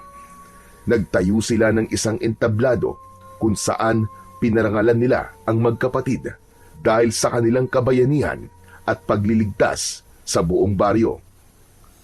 Labis na ipinagmamalaki ni Lolo Fred ang kanyang mga apo. Masayang masaya siya habang nakikitang pinapalakpakan ng mga tao sina Chris at Nando. At sa gabi, isang simpleng salo-salo ang naganap. Naging masaya ang lahat. Busog na busog sa napakaraming pagkain. Sa gitna ng kasiyahan, magkatabing nakaupo sina Chris at Nando. Nakatingala parehas sa langit. Ang tahimik na ulit ng gabi. Sana, ganito na lang palagi. Oo nga, kuya. Pero kung sakaling may dumating ulit na panganib, alam na natin ang gagawin natin. Sa bagay, tama ka. Saka, basta magkasama tayo, kakayanin natin kahit na anong pagsubok. Nagkatinginan sila at sabay na tumawa. Sa ilalim ng mga bituin, habang ang hangin ay dumarampi sa kanilang mga pisngi, ramdam na ramdam nila ang bagong simula. Isang buhay na mas tahimik at mas masaya, higit pa sa dati. At ang baryo, wala na silang dapat ipag-alala dahil palaging nakahanda ang mga protektor at tagabantay nila